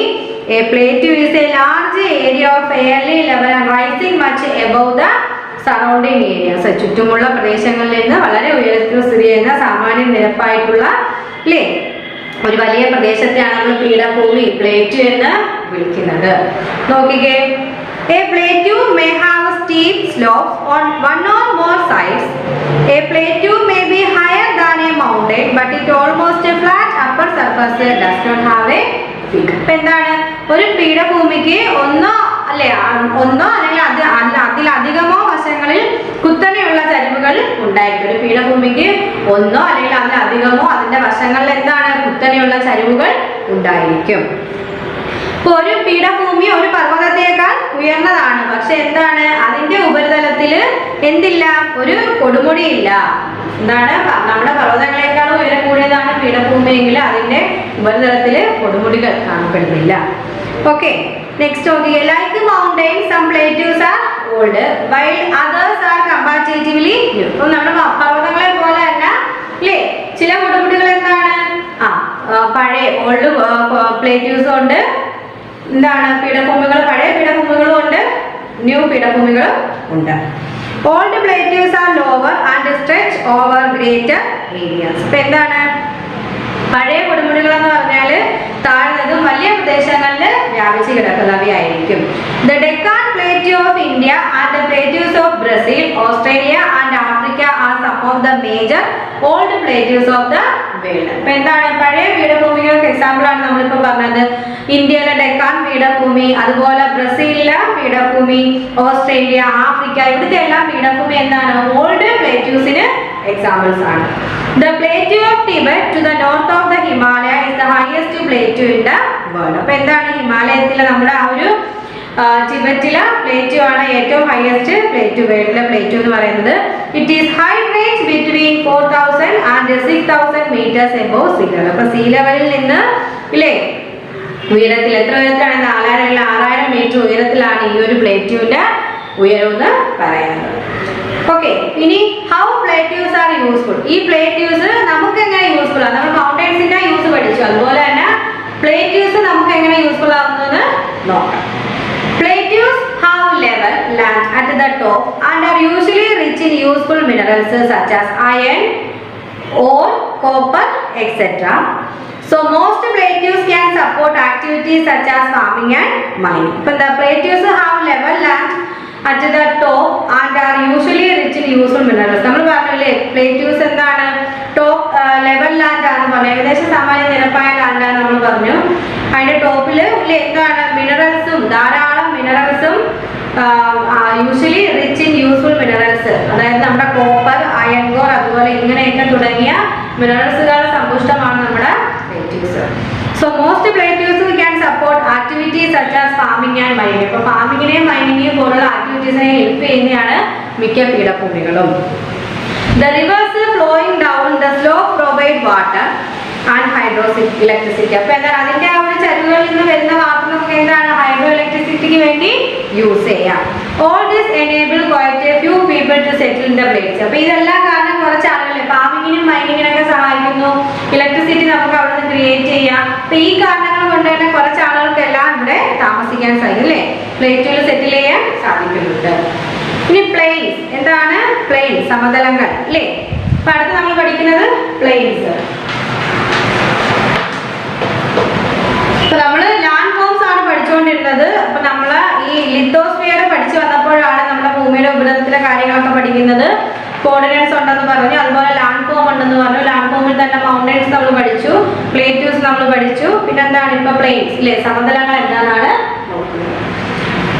Law lying flat surface with very gentle slopes are called plains. വളരെ സൗമ്യമായിട്ടുള്ളതും, അല്ലേ, സൗമ്യമായ ചരിവുകളുള്ള താഴ്ന്ന പരന്ന പ്രതലങ്ങളെയാണ് നമ്മൾ സമതലങ്ങൾ, പ്ലെയിൻസ് എന്ന് വിളിക്കുന്നത്. എന്താണ്, low lying flat surface with very gentle slope, എന്താണ്, സൗമ്യമായ ചരിവുകളുള്ളതും അതുപോലെ തന്നെ താഴ്ന്ന പരന്ന പ്രതലങ്ങളെയാണ് നമ്മൾ പ്ലെയിൻ, സമതലങ്ങൾ എന്ന് വിളിക്കുന്നത്. Some extremely level, while others have a wave-like or undulating surface. അപ്പോൾ എന്താണ്, ചില സമതലങ്ങൾ, ചില പ്ലെയിൻസ് എന്താണ് നല്ല പരന്നതായിരിക്കും, നല്ല കറക്റ്റ് ലെവലായിരിക്കും. ചിലതെന്ന് വെച്ചാൽ എന്താണ്, ചില ഇച്ചിരി പൊങ്ങി താന്നൊക്കെ ഇരിക്കുന്നതോ അല്ലെങ്കിൽ ഇങ്ങനെ അലയടിക്കുന്നതോ ഒക്കെ ആയിട്ടുള്ള പ്ലെയിൻസ് ആയിരിക്കും, സമതലങ്ങൾ ആയിരിക്കും. Most plains have been formed by rivers and their tributaries. അപ്പം മിക്ക സമതലങ്ങളും രൂപം കൊള്ളുന്നത് ഒന്നുകിൽ നദികൾ വഴിയോ അല്ലെങ്കിൽ അവയുടെ പോഷക നദികൾ വഴിയോ ഒക്കെ ആയിട്ടായിരിക്കും മിക്ക സമതലങ്ങളും രൂപം കൊള്ളുന്നത്. The rivers which flow down mountains and plateaus wash away some material from the mountains and plateaus. നമ്മൾ പറഞ്ഞു മലകളിൽ നിന്നും അതുപോലെ പ്ലേറ്റ്യൂസ് പീഠഭൂമികളിലെ ചരിവുകളിൽ നിന്നൊക്കെ പല നദികളും ഇങ്ങനെ ഉത്ഭവിച്ചു വരുന്നു എന്ന് പറഞ്ഞു. അവ എന്ത് ചെയ്യുന്നു, അവിടെയുള്ള മെറ്റീരിയൽസിനെ എല്ലാം അല്ലെ, മലകളിൽ നിന്നും പർവ്വതങ്ങളിൽ നിന്നും പീഠഭൂമികളിൽ നിന്നൊക്കെ അവിടെ കാണുന്ന മെറ്റീരിയൽസ് എല്ലാം ഈ നദികൾ ഇങ്ങനെ ഒഴുകുന്ന സമയത്ത് കൊണ്ടുവരുന്നുണ്ട്. When the rivers reach gentler slopes, they slow down. ഇപ്പൊ നദികളിലേക്ക് എത്തുമ്പോൾ അവ എന്ത് ചെയ്യുന്നു, പയ്യ ഒരു താഴ്ന്ന രീതിയിൽ ഇങ്ങനെ ഒഴുകി വരുന്നു അല്ലേ, അവയുടെ ആ ഒഴുക്കം മന്ദഗതിയിലാകുന്നു. And the material they carry get deposited on the plains. എന്നിട്ട് അവ എന്ത് ചെയ്യുന്നു, ആ കൊണ്ടുവരുന്ന മെറ്റീരിയൽസ് പർവ്വതങ്ങളിൽ നിന്നും പീഠഭൂമികളിൽ നിന്ന് ഒഴുകിക്കൊണ്ടുവരുന്ന സമയത്ത് കൊണ്ടുവരുന്ന മെറ്റീരിയൽസ് ഇവയെല്ലാം പ്ലെയിൻസിൽ അങ്ങ് നിക്ഷേപിക്കുന്നു. The deposited material comprising sand, silt and clay is called alluvium. ഇപ്പൊ എന്താണ്, മണല്, ചെളി, കളിമണ്ണ് എന്നിവ അടങ്ങുന്ന നിക്ഷേപിച്ച വസ്തുവിനെ നമ്മൾ എന്തെന്ന് വിളിക്കുന്നു, അലൂവിയം. എന്തെന്ന് വിളിക്കുന്നു, അലൂവിയം. അപ്പൊ അലൂവിയം എന്താണെന്ന് വെച്ചാൽ നമ്മൾ എന്ത് എഴുതണം, deposited material comprising sand, silt and clay is called alluvium. നമ്മൾ പറഞ്ഞു ഈ നദികള് പർവ്വതങ്ങളുടെയും പീഠഭൂമികളുടെയൊക്കെ ചരിവുകളിൽ നിന്ന് കുത്തനെ ഇങ്ങനെ ഒഴുകി വരുന്നുണ്ട്. അത് നമ്മുടെ താഴെ പ്രദേശങ്ങളിൽ എത്തുമ്പോഴത്തേക്ക് കുറച്ച് മന്ദഗതിയിൽ ഒഴുകി ഈ കൊണ്ടുവരുന്ന മെറ്റീരിയൽസിനെ എല്ലാം നമ്മുടെ സമതലങ്ങളിൽ നിക്ഷേപിക്കുന്നു എന്ന് പറഞ്ഞു. അങ്ങനെ നിക്ഷേപിക്കുമ്പോൾ എന്തൊക്കെയാണ്, deposited material comprising sand, silt and clay is called alluvium. Alluvium ഇല്ലേ, നിക്ഷേപിക്കുന്ന മണല്, ചെളി, കളിമണ്ണ് എന്നിവയെ നമ്മൾ എന്താണ് വിളിക്കുന്ന പേരാണ് അലൂവിയം എന്ന് വിളിക്കുന്നത്. ഇങ്ങനെ എന്നിവ അടങ്ങുന്ന ഈ നിക്ഷേപിച്ച വസ്തുവിനെ നമ്മൾ വിളിക്കുന്ന പേരാണ് alluvium. Okay, next okay, thus the plains formed by rivers are called alluvial plains. ഇപ്പൊ ഇങ്ങനെ നദികള് മൂലം രൂപം കൊള്ളുന്ന ഈ പ്ലെയിൻസിനെയാണ് നമ്മൾ അലൂവിയൽ പ്ലെയിൻസ് എന്ന് വിളിക്കുന്നത്. The Gangetic plain in India, the Nile basin of Egypt and the Yangtze basin of China are some examples of alluvial plains. ഇങ്ങനെ അലൂവിയൽ പ്ലെയിൻസിന് എക്സാമ്പിൾസ് ആണ് എന്താണ്, ഗാംജറ്റിക് പ്ലെയിൻ, ഇന്ത്യയിലെ ഗാംജറ്റിക് പ്ലെയിൻ, അതുപോലെ തന്നെ Nile basin of Egypt, Yangtze basin of China, ഇതെല്ലാം എന്താണ് ഈ അലൂവിയൽ പ്ലെയിൻസിന് എക്സാമ്പിൾസ് ആണ്. അപ്പൊ എന്താണ്, നദികളാൽ രൂപപ്പെടുന്ന സമതലങ്ങളെ നമ്മൾ അലൂവിയൽ സമതലങ്ങൾ എന്ന് വിളിക്കുന്നു. ഓക്കെ, നെക്സ്റ്റ് നോക്കിക്കേ, ഹൗ പ്ലെയിൻസ് ആർ യൂസ്ഫുൾ. ഇനി ഈ പ്ലെയിൻ സമതലങ്ങൾ എങ്ങനെ നമുക്ക് ഉപയോഗപ്രദമാകുന്നു. Alluvial plains are generally very fertile. വളരെ ഫലഭൂഷ്ടിയായിട്ടുള്ള സമതലങ്ങളാണ് ഈ അലൂവിയൽ പ്ലെയിൻസ് എന്ന് പറയുന്നത്. The presence of level and fertile soil and water in the alluvial plains has made the ideal for growing crops. അപ്പോൾ ഈ അലൂവിയൽ പ്ലെയിൻസിലുള്ള ആ സമതലം, നിരപ്പായ പ്രദേശമാണ് നമ്മൾ പറഞ്ഞു, അതുപോലെ തന്നെ ഫെർട്ടൈൽ വളക്കൂറുള്ള മണ്ണ്, വാട്ടറിന്റെ ആ ഒരു അവൈലബിലിറ്റി, ഇതെല്ലാം കാരണം ഇവിടെ എന്ത് ചെയ്യുന്നത്, നമുക്ക് ആ ഒരു എക്കൽ സമതലങ്ങളിൽ വളരെ നല്ല രീതിയിൽ അലൂവിയൽ പ്ലെയിൻസ്, എക്കൽ സമതലങ്ങളിൽ വളരെ നല്ല രീതിയിൽ വിളകൾ കൃഷി ചെയ്യാൻ പറ്റുന്നുണ്ട്. Hence people have settled in these plains since ancient times. അപ്പോൾ പുരാതന കാലം മുതൽക്കേ തന്നെ ഈ ഒരു എന്താണ് എക്കൽ സമതലങ്ങളിൽ, അലൂവിയൽ പ്ലെയിൻസ് എന്ന് വെച്ചാൽ എക്കൽ സമതലങ്ങൾ, അലൂവിയം എന്ന് വെച്ചാൽ എന്താ, എക്കൽ. എക്കൽ സമതലങ്ങളിൽ അലൂവിയൽ പ്ലെയിൻസിൽ വളരെ മുമ്പ് കാലം തൊട്ടാണ് ആളുകൾ അവിടെ സെറ്റിൽ ചെയ്യാറുണ്ട്. Trade also flourished in such a settlement because roads could be built easily on the flat land and boat could play easily along the gently flowing rivers. ഇപ്പൊ എന്താണ്, ട്രേഡും നല്ല രീതിയിൽ ഇവിടെ ഫ്ലറിഷ് ആയില്ലേ, വ്യാപിക്കും. കാരണം എന്ന് വെച്ചാൽ റോഡ് നല്ല രീതിയിൽ നമുക്ക് നിർമ്മിക്കാൻ പറ്റും, കാരണം നിരപ്പായ റോഡ് ഉണ്ടാക്കാൻ പറ്റുന്നു. അതുപോലെ തന്നെ ബോട്ട് സർവീസ് നമുക്ക് എളുപ്പമാണ്, കാരണം എന്ന് വെച്ചാൽ ശാന്തമായിട്ട് ഒഴുകുന്ന നദികളിലൂടെ ബോട്ട് സർവീസിങ് എളുപ്പമല്ലേ. അപ്പൊ അതുകൊണ്ട് തന്നെ ട്രേഡ് ഇവിടെ നല്ല രീതിയിൽ ഫ്ലറിഷ് ചെയ്യുമായിരുന്നു. Even today the plains are the most densely populated region of the world. അപ്പോൾ ഇപ്പോൾ നമ്മൾ നോക്കുകയാണെങ്കിൽ ഏറ്റവും എന്താണ് ജനസാന്ദ്രത, ലോകത്തിലെ ഏറ്റവും ജനസാന്ദ്രതയുള്ള പ്രദേശമായിട്ട് നമ്മുടെ ഈ പ്ലെയിൻസ് സമതലങ്ങൾ മാറിക്കഴിഞ്ഞിട്ടുണ്ട്. ഇപ്പൊ നമ്മൾ ലാൻഡ് ഫോംസ് ആയ മൗണ്ടൈൻ പഠിച്ചു, മൗണ്ടൈൻ ടൈപ്പ് പഠിച്ചു, അതിന്റെ യൂസസ് ഓഫ് മൗണ്ടൈൻ നമ്മൾ സ്റ്റഡി ചെയ്തു.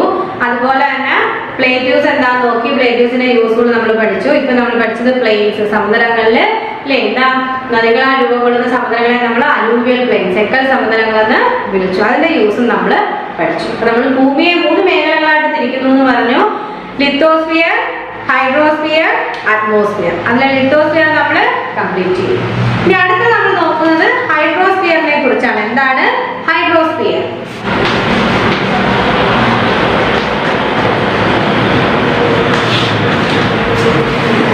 Hydrosphere നോക്കിക്കേ. The hydrosphere consists of the water zone and below the surface of the earth as well as in the atmosphere. അപ്പോൾ നമ്മുടെ അറ്റ്മോസ്ഫിയറിലുള്ള അല്ലേ ഭൂമിയുടെ ഉപരിതലത്തിലെയും അന്തരീക്ഷത്തിലെയും ഭൂമിക്കുള്ളിലുള്ള എല്ലാ ജലവും കൂടെ ചേർത്തിട്ടില്ലേ വാട്ടറിനെയും ചേർത്തിട്ടാണ് നമ്മൾ ഹൈഡ്രോസ്ഫിയർ എന്ന് പറയുന്നത്.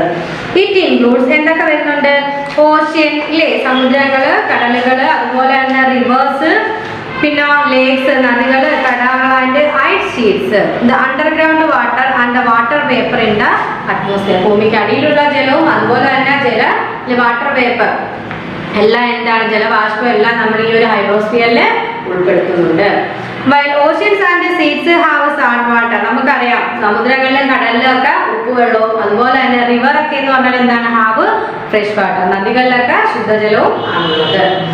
The major part of the hydrosphere consists of the 4 oceans. അപ്പോൾ അതായത് ഹൈഡ്രോസ്ഫിയറിന്റെ മേജർ പാർട്ടിൽ എന്താണ് 4 ഓഷ്യൻ ആണ് പ്രധാനമായിട്ട് പറയുന്നത്. The Pacific Ocean, the Atlantic Ocean, the Indian and the Arctic Ocean. അപ്പോൾ എന്താണ് എത്ര ഓഷ്യൻ ഉണ്ട്? പസഫിക് ഓഷ്യൻ ഉണ്ട്, അറ്റ്ലാന്റിക് ഓഷ്യൻ ഉണ്ട്, ഇന്ത്യൻ ഓഷ്യൻ ഉണ്ട്, ആർട്ടിക് ഓഷ്യൻ ഉണ്ട്. അപ്പോൾ ഇനി ഈ ഹൈഡ്രോസ്ഫിയർ പറയുമ്പോൾ നമ്മൾ പ്രധാനമായിട്ട് ഈ 4 ഓഷ്യൻസിനെ കുറിച്ചാണ് എഴുതേണ്ടത്. അപ്പോൾ ആദ്യം നമുക്ക് നോക്കാനുള്ളത് എന്താണ്? അപ്പോൾ ഹൈഡ്രോസ്ഫിയർ എന്താണെന്ന് പറഞ്ഞില്ലേ, ഭൂമിക്ക് ഉപരിതലത്തിലുള്ള ജലമായാലും അണ്ടർഗ്രൗണ്ട് വാട്ടർ ആയാലും എല്ലാ വാട്ടറും കൂടെ ഉൾപ്പെടുത്തി നമ്മൾ പറയുന്നതാണ് ഹൈഡ്രോസ്ഫിയർ എന്ന് പറയുന്നത്. ഹൈഡ്രോസ്ഫിയർ പറയുമ്പോൾ നമ്മൾ മെയിനായിട്ട് എന്ത് പറയുന്നു? ഈ 4 ഓഷ്യൻസിന്റെ കാര്യം പറയും. ഈ 4 ഓഷ്യൻസ് കൂടെ ചേർന്നിട്ടാണ് നമ്മൾ ഹൈഡ്രോസ്ഫിയർ പറയുന്നത്. Hydrosphere consist of 4 major oceans: Pacific ocean, Atlantic ocean, Indian ocean, Arctic ocean. അപ്പൊ അതിൽ ആദ്യം നോക്കിക്കേ പസഫിക് ഓഷ്യൻ. ഏതാണ് പസഫിക് ഓഷ്യൻ?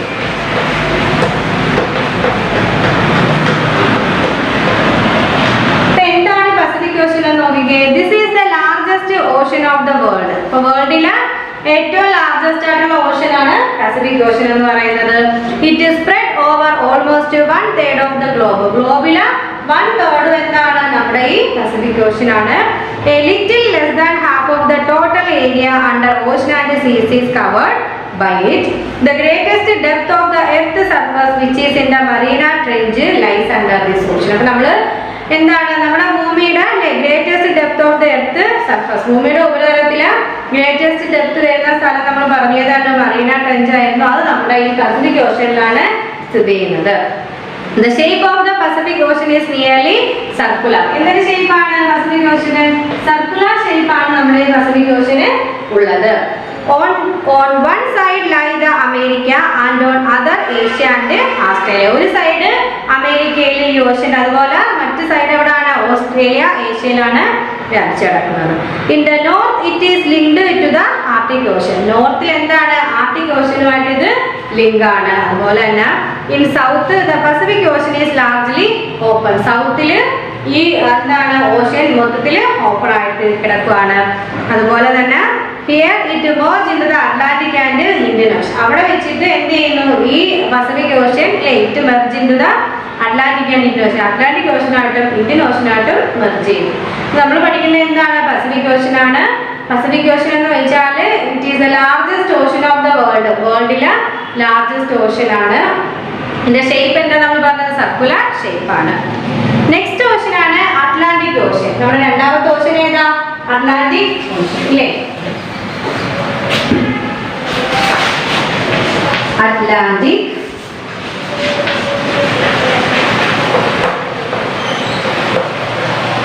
ഇനി എന്താണ് അറ്റ്ലാന്റിക് ഓഷ്യൻ എന്ന് നോക്കിക്കേ. This is the second largest ocean of the world. വേൾഡിലെ രണ്ടാമത്തെ ലാർജസ്റ്റ് ഓഷ്യൻ ആണ് അറ്റ്ലാന്റിക് ഓഷ്യൻ എന്ന് പറയുന്നത്. നോക്കിക്കേ. But it is area is half that of the Pacific Ocean. Pacific ഓഷ്യന്റെ പകുതിയുള്ളൂ ഇതിന്റെ ഏരിയ എന്ന് പറയുന്നത്.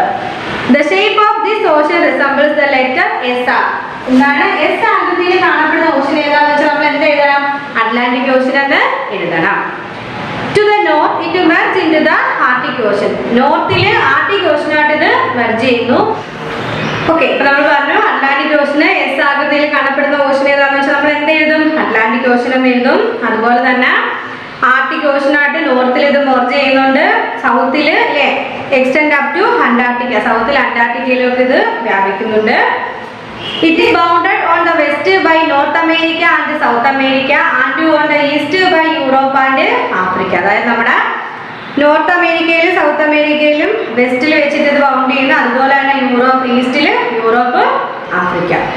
The coastline of the Atlantic Ocean is quite irregular and hence very low. Irregular coastline has provided ideal location for ports and harbors. അപ്പോൾ എന്താണ് നമ്മൾ പറഞ്ഞു, ഈ അറ്റ്ലാന്റിക് ഓഷന്റെ കോസ്റ്റ് ലൈൻ എന്ന് വെച്ചാൽ ഇറഗുലർ ആണ്. അപ്പൊ ഈ ഒരു ഇറഗുലർ കോസ്റ്റ് ലൈൻ എന്ത് പ്രൊവൈഡ് ചെയ്യുന്നുണ്ട്? ആ ഒരു ലൊക്കേഷൻ, പോർട്ടിനും ഹാർബറിനും ഒക്കെ വേണ്ടിയിട്ടുള്ള ഒരു ലൊക്കേഷൻ പ്രൊവൈഡ് ചെയ്യുന്നു. Thus the Atlantic is the busiest ocean from the point of view of trade. നമ്മൾ വ്യാപാരല്ലേ ആ ഒരു പോയിന്റ് ഓഫ് വ്യൂ, ട്രേഡിന്റെ പോയിന്റ് ഓഫ് വ്യൂ, വ്യാപാരത്തിന്റെ പോയിന്റ് ഓഫ് വ്യൂ നോക്കുകയാണെങ്കിൽ ഏറ്റവും ബിസിയസ്റ്റ് ആയിട്ടുള്ള ഒരു ഓഷൻ ആണ് നമ്മുടെ അറ്റ്ലാന്റിക് ഓഷൻ. അവിടെ എന്താണ് പോർട്ടും ഹാർബേഴ്സിന്റെ നല്ല സാധ്യതയാണ്. ഓക്കെ, ഈ നെക്സ്റ്റ് ഓഷൻ ആണ് ദ ഇന്ത്യൻ ഓഷൻ. ഏതാണ് the Indian Ocean?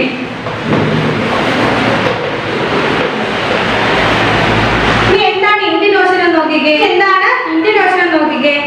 This ocean cover about 1/5 of the total area under ocean and sea. ഓഷ്യന്റെയും സീയുടെയും ടോട്ടൽ ഏരിയയുടെ 1/5 കവർ ചെയ്യുന്നതാണ് നമ്മുടെ ഇന്ത്യൻ ഓഷൻ എന്ന് പറയുന്നത്. The shape of this ocean is almost triangular. ഒരു ത്രികോണ ആകൃതിയാണ് ഈ ഒരു ഇന്ത്യൻ ഓഷന്റെ ഷേപ്പ് എന്ന് പറയുന്നത്. In the north it is bounded by the continent of Asia. നമ്മുടെ നോർത്തില് ഏഷ്യയുമായിട്ടാണ് ഇത് കൂടുതൽ ബൗണ്ട് ചെയ്തിരിക്കുന്നത്. India is locate at the head of this Ocean. ഈ ഓഷന്റെ ഹെഡിലാണ് നമ്മുടെ ഇന്ത്യ ലൊക്കേറ്റ് ചെയ്യുന്നത്. In the south the Indian Ocean is wide open. സൗത്തില് ഈ ഒരു ഇന്ത്യൻ ഓഷൻ വൈഡ് ഓപ്പൺ ആയിട്ട് കിടക്കുകയാണ്. Africa and Australia are to the west. വെസ്റ്റില് ആഫ്രിക്കയും ഈസ്റ്റിൽ ഓസ്ട്രേലിയയുമാണ് ഈ ഒരു ഓഷന്റെ ചുറ്റും കാണപ്പെടുന്നത്. ഓക്കെ, ഇത്രയുള്ള ഇന്ത്യൻ ഓഷനെ കുറിച്ച്. അടുത്തത് ആർട്ടിക് ഓഷൻ. ഏതാണ് Arctic Ocean?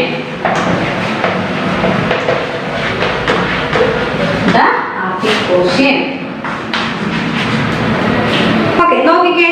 This lies to the north of the continent of North America, Europe and Asia. Europe, Asia, north America തുടങ്ങിയ കോണ്ടിനെന്റ്സിന്റെ നോർത്തിൽ സ്ഥിതി ചെയ്യുന്ന ഒരു ഓഷനാണ് ആർട്ടിക് ഓഷൻ എന്ന് പറയുന്നത്. It is actually located within the Arctic Circle and surrounded the North Pole. അപ്പോൾ ഇത് actually locate ചെയ്യുന്നത് എവിടെയാണ്? Within the Arctic Circle. Arctic സർക്കിളിന്റെ ആർട്ടിക് സർക്കിളിനുള്ളിലാണ് ഇത് ആക്ച്വലി ലൊക്കേറ്റ് ചെയ്യുന്നത്. And surround the north pole. North പോളാൽ ചുറ്റപ്പെട്ടിരിക്കുകയാണ്. On account of its closeness to the North Pole, it remained covered with a thick sheet of ice throughout the year. അപ്പോൾ ഇത് എന്താണ്, നമ്മുടെ നോർത്ത് പോളായിട്ട് അത്രയും അടുത്ത് കിടക്കുന്നത് കൊണ്ട് തന്നെ എന്താണ് ത്രൂ ഔട്ട് ദ ഇയർ ഇവിടെ ഐസ് തിക് ഷീറ്റ് ആയിരിക്കും അല്ലേ, തിക് ഷീറ്റ് ഓഫ് ഐസ് ആയിരിക്കും കാണപ്പെടുന്നത്. Apart from these four oceans, there is the Southern Ocean or Antarctic Ocean which surrounds the continent of Antarctica. അപ്പോൾ എന്തൊക്കെയാണ് പറഞ്ഞത്? നമ്മൾ മേജർ 4 ഓഷ്യൻസ് പഠിച്ചു. ഏതൊക്കെയായിരുന്നു? Pacific ocean, Atlantic ocean, Indian ocean, Arctic ocean. ഇത് കൂടാതെ വേറെ ഓഷ്യൻസും ഉണ്ട് അല്ലേ. സൗത്തേൺ ഓഷ്യൻ ഉണ്ട്, അതിലോ അന്റാർട്ടിക് ഓഷ്യൻ ഉണ്ട്. Which surroundings the continent of Antarctica. അന്റാർട്ടിക്കയുടെ ചുറ്റിലെ കോണ്ടിനെന്റായ അന്റാർട്ടിക്ക മങ്കരയ്ക്ക് ചുറ്റും കാണപ്പെടുന്ന സമുദ്രമാണ് സൗത്തേൺ ഓഷ്യൻ അല്ലെങ്കിൽ Antarctic ocean. It is formed by the merging of the Pacific, Atlantic and the Indian Ocean. Pacific ഓഷ്യനും അറ്റ്ലാന്റിക് ഓഷ്യനും ഇന്ത്യൻ ഓഷ്യനും കൂടെ കൂടിച്ചേർന്നിട്ടാണ് ഏതാണ് നമ്മൾ ഈ പറഞ്ഞ സൗത്തേൺ ഓഷ്യൻ അല്ലെങ്കിൽ അന്റാർട്ടിക് ഓഷ്യൻ രൂപം കൊള്ളുന്നത്.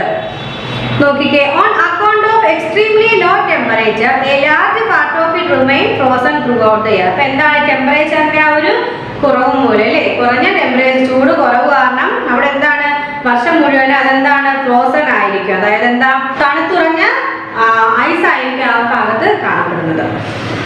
Salt water masses smaller than Ocean are called സീസ്. ഇനി എന്താണ് സീസ് അല്ലേ, എന്താ കടൽ എന്താണെന്നാണ് നമ്മൾ പഠിക്കുന്നത്. സീസ് നോക്കിക്കേ. Salt water masses smaller than ocean are called സീസ്. അതായത് എന്താ സമുദ്രങ്ങളെക്കാൾ ചെറിയ ഇല്ലേ ഉപ്പുള്ള ആ ഒരു മാസസ് പിണ്ടങ്ങളെയാണ് നമ്മൾ എന്തെന്ന് വിളിക്കുന്നത്? കടലുകൾ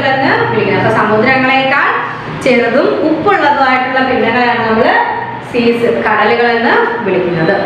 A sea may be part of some ocean enclosed particularly by land. ഇപ്പൊ എന്താണ്, നമ്മുടെ കടലിൽ നിന്ന് മാറിയില്ലേ, നമ്മുടെ കുറച്ച് ലാൻഡ് എന്താ ഭൂപ്രദേശങ്ങളാൽ ചുറ്റപ്പെട്ട് കടലിൽ നിന്ന് മാറിയിരിക്കുന്ന കുറച്ച് സ്ഥലമാണ് സീസ്, കടലുകൾ. സമുദ്രത്തിൽ നിന്ന് മാറിയിരിക്കുന്ന കുറച്ച് സ്ഥലമാണ് കടലുകൾ.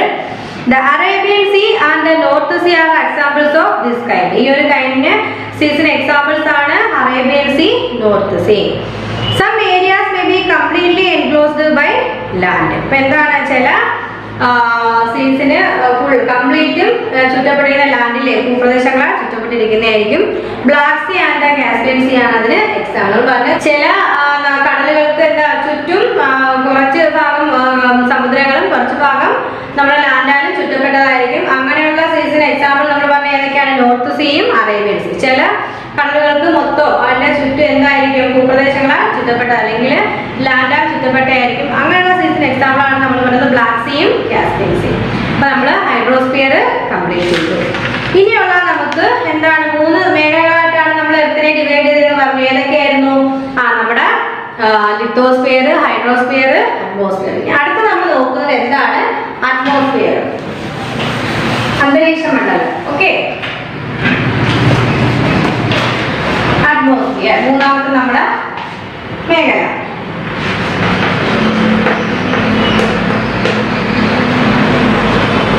നോക്കിക്കേ, our earth is surrounded by a layer of air called atmosphere. അതായത് നമ്മുടെ എർത്ത് എന്താണ്, അല്ലെ, വായുപാളികളാൽ ചുറ്റപ്പെട്ടതാണ്. ഈ വായുപാളികളെയാണ് നമ്മൾ എന്തെന്ന് വിളിക്കുന്നത്, അറ്റ്മോസ്ഫിയർ, അന്തരീക്ഷ മണ്ഡലം എന്ന് വിളിക്കുന്നത്. our earth is surrounded by a layer of air called the atmosphere. അപ്പൊ നമ്മുടെ ഭൂമി വായുപാളികളാൽ ചുറ്റപ്പെട്ടിരിക്കുന്നു. ഇതിനെയാണ് നമ്മൾ അറ്റ്മോസ്ഫിയർ എന്ന് വിളിക്കുന്നത്.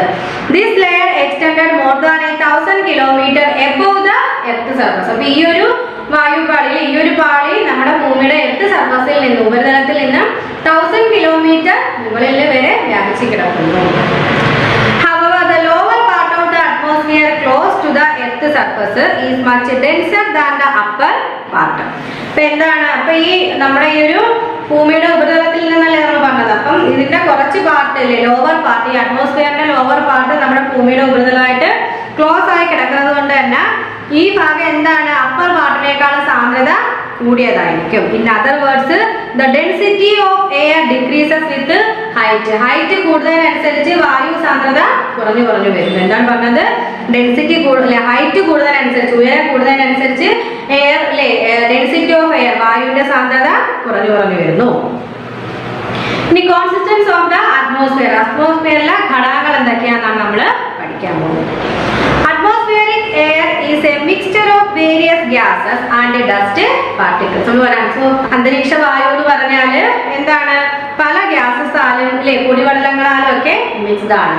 It is mainly composed of gases 78% of nitrogen. ഇതില് ഈ ഒരു എന്താ പല ഗ്യാസസാൽ എന്താ മിക്സർ ആണെന്ന് പറഞ്ഞു. അപ്പൊ 78% ഓഫ് നൈട്രോജൻ ഉണ്ട്, 21% ഓഫ് ഓക്സിജൻ ഉണ്ട്, 1% ഓഫ് എന്തൊക്കെയുണ്ട്, argon, carbon dioxide and other ഗ്യാസസും കാണപ്പെടുന്നുണ്ട്. The atmospheric gases are essential for life. അപ്പൊ ഈ അന്തരീക്ഷ വായു നമുക്ക് ജീവിതത്തിന് അത്യാവശ്യമാണ്.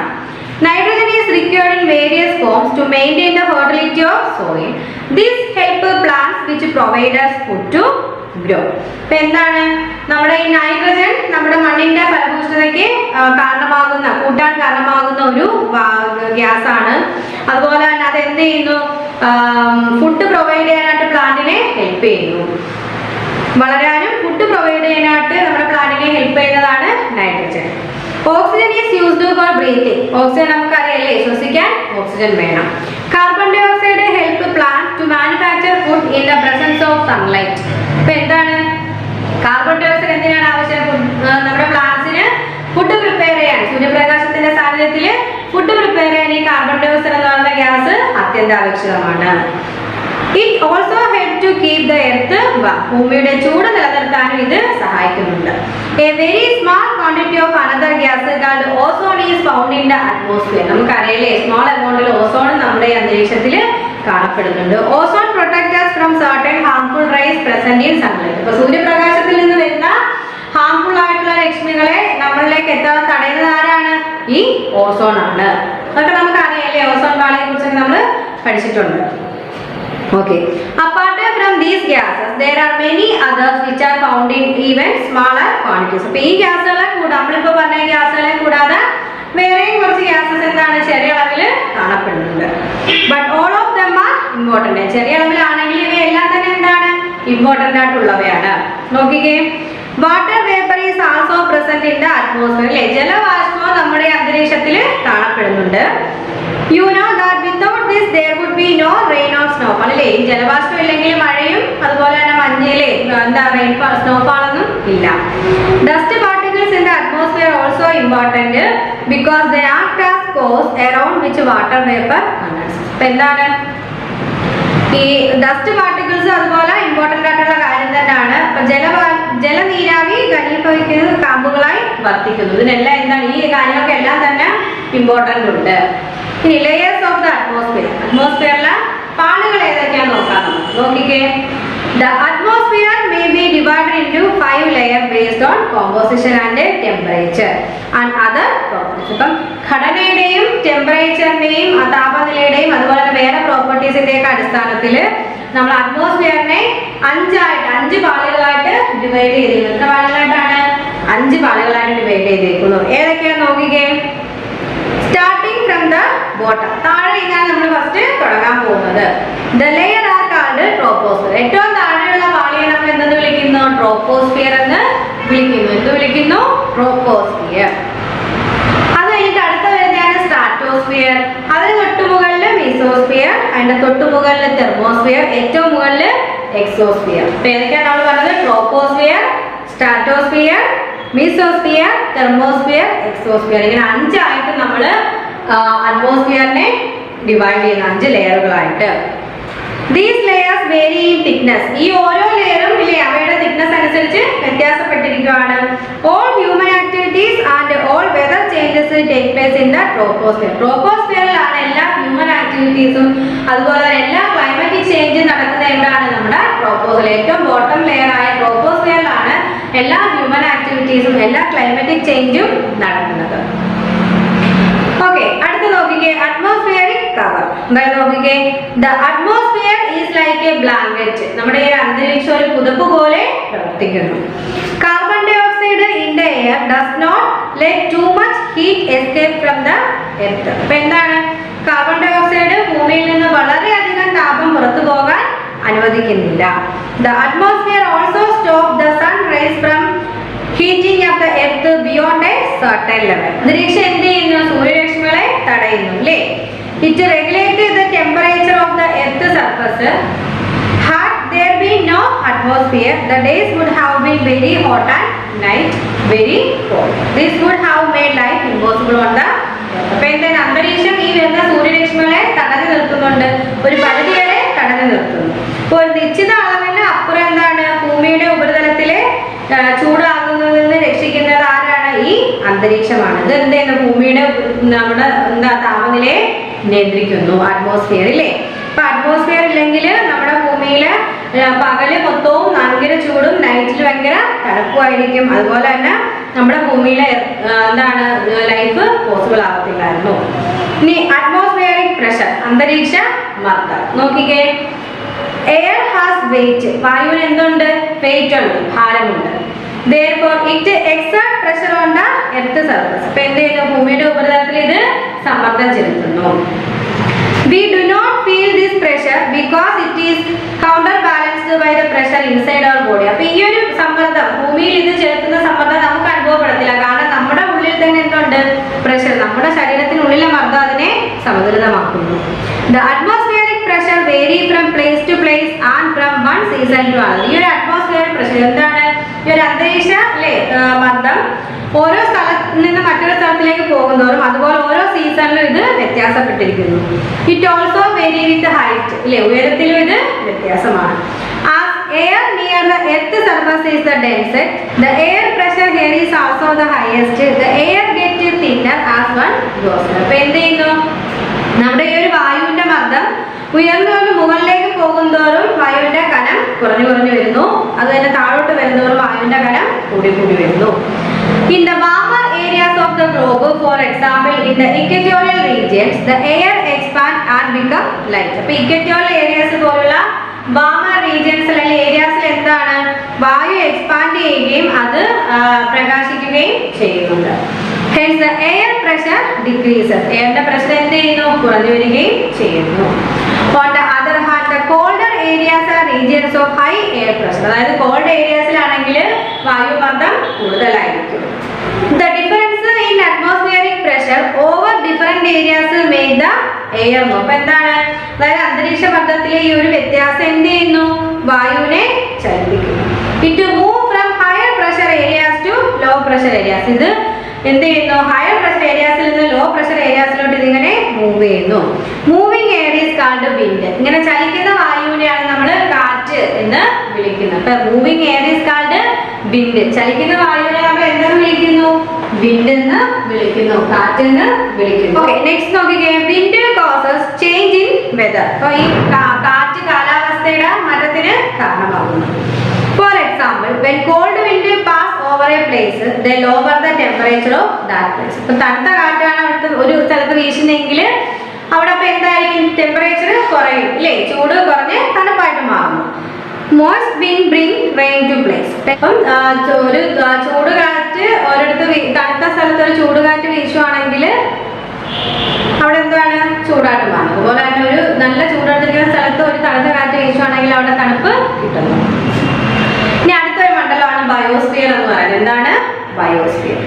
The biosphere is a very narrow zone where all the other spheres, that is the lithosphere, hydrosphere and atmosphere, are in contact with each other. അതായത് നമ്മൾ നേരത്തെ പഠിച്ച 3 ലെയറും ഇല്ലേ? ഏതൊക്കെയാണ് 3 സ്ഫിയർ? Lithosphere, atmosphere, hydrosphere. ഈ 3 സ്ഫിയറും പരസ്പരം കോണ്ടാക്ട് ചെയ്യുന്ന ഒരു മേഖലയാണ് ബയോസ്ഫിയർ, ജൈവമണ്ഡലം എന്ന് വിളിക്കുന്നത്. അതൊരു നാരോ സോൺ, ഒരു ഇടുങ്ങിയ മേഖലയാണത്. നോക്കിക്കേ, the word bio means life. ബയോസ്ഫിയറിലെ ബയോ എന്ന് പറഞ്ഞ വേർഡിന്റെ മീനിങ് എന്താണ്? മീനിങ് ലൈഫ് എന്നാണ് അല്ലേ? ജീവിതം, ജീവൻ. ഓക്കെ, നോക്കിക്കേ. It is in this zone that living things can exist. എല്ലാ ജീവജാലങ്ങളും കാണപ്പെടുന്നത് ഈ ഒരു ബയോസ്ഫിയറിലാണ്. The biosphere makes the earth a unique planet. ഈ ജൈവമണ്ഡലം ഭൂമി ഒരു യൂണിക് പ്ലാനറ്റ് ആയിട്ട് മാറ്റുന്നു. The living organism of the biosphere fall broadly into 2 kingdoms, the plant kingdom and the animal kingdom. അപ്പോൾ നമ്മുടെ ഈ ഒരു ബയോസ്ഫിയറിലുള്ള ലിവിംഗ് ഓർഗാനിസത്തെ നമ്മൾ പ്ലാന്റ് കിങ്ഡം എന്നും ആനിമൽ കിങ്ഡം എന്നും രണ്ടായിട്ട് തിരിക്കുന്നു. Within these 2 kingdoms are a host of organisms varying in size from the microscopic bacteria to gigantic whales. All living beings including man are linked to each other and to biosphere for survival. അപ്പോൾ എന്താണ്? ഈ plant കിങ്ഡത്തിലായാലും അതുപോലെ ഈ animal കിങ്ഡത്തിലായാലും ഉള്ള ആ ഒരു സൈസിൽ തീരെ ചെറുതായിട്ടല്ലേ മൈക്രോസ്കോപ്പിക് ബാക്ടീരിയ വരെ അതിൻ്റെ അകത്തുണ്ട്. All living beings including man are linked to each other and to biosphere for survival. ഈ ഒരു ജൈവമണ്ഡലത്തിൽ ജീവന്റെ നിലനിൽപ്പിന് വേണ്ടിയിട്ട് മനുഷ്യൻ ഉൾപ്പെടെ എല്ലാ ആൾക്കാരും പരസ്പരം അങ്ങോട്ടും ഇങ്ങോട്ടും ഡിപ്പെൻഡ് ചെയ്യുന്നുണ്ട്.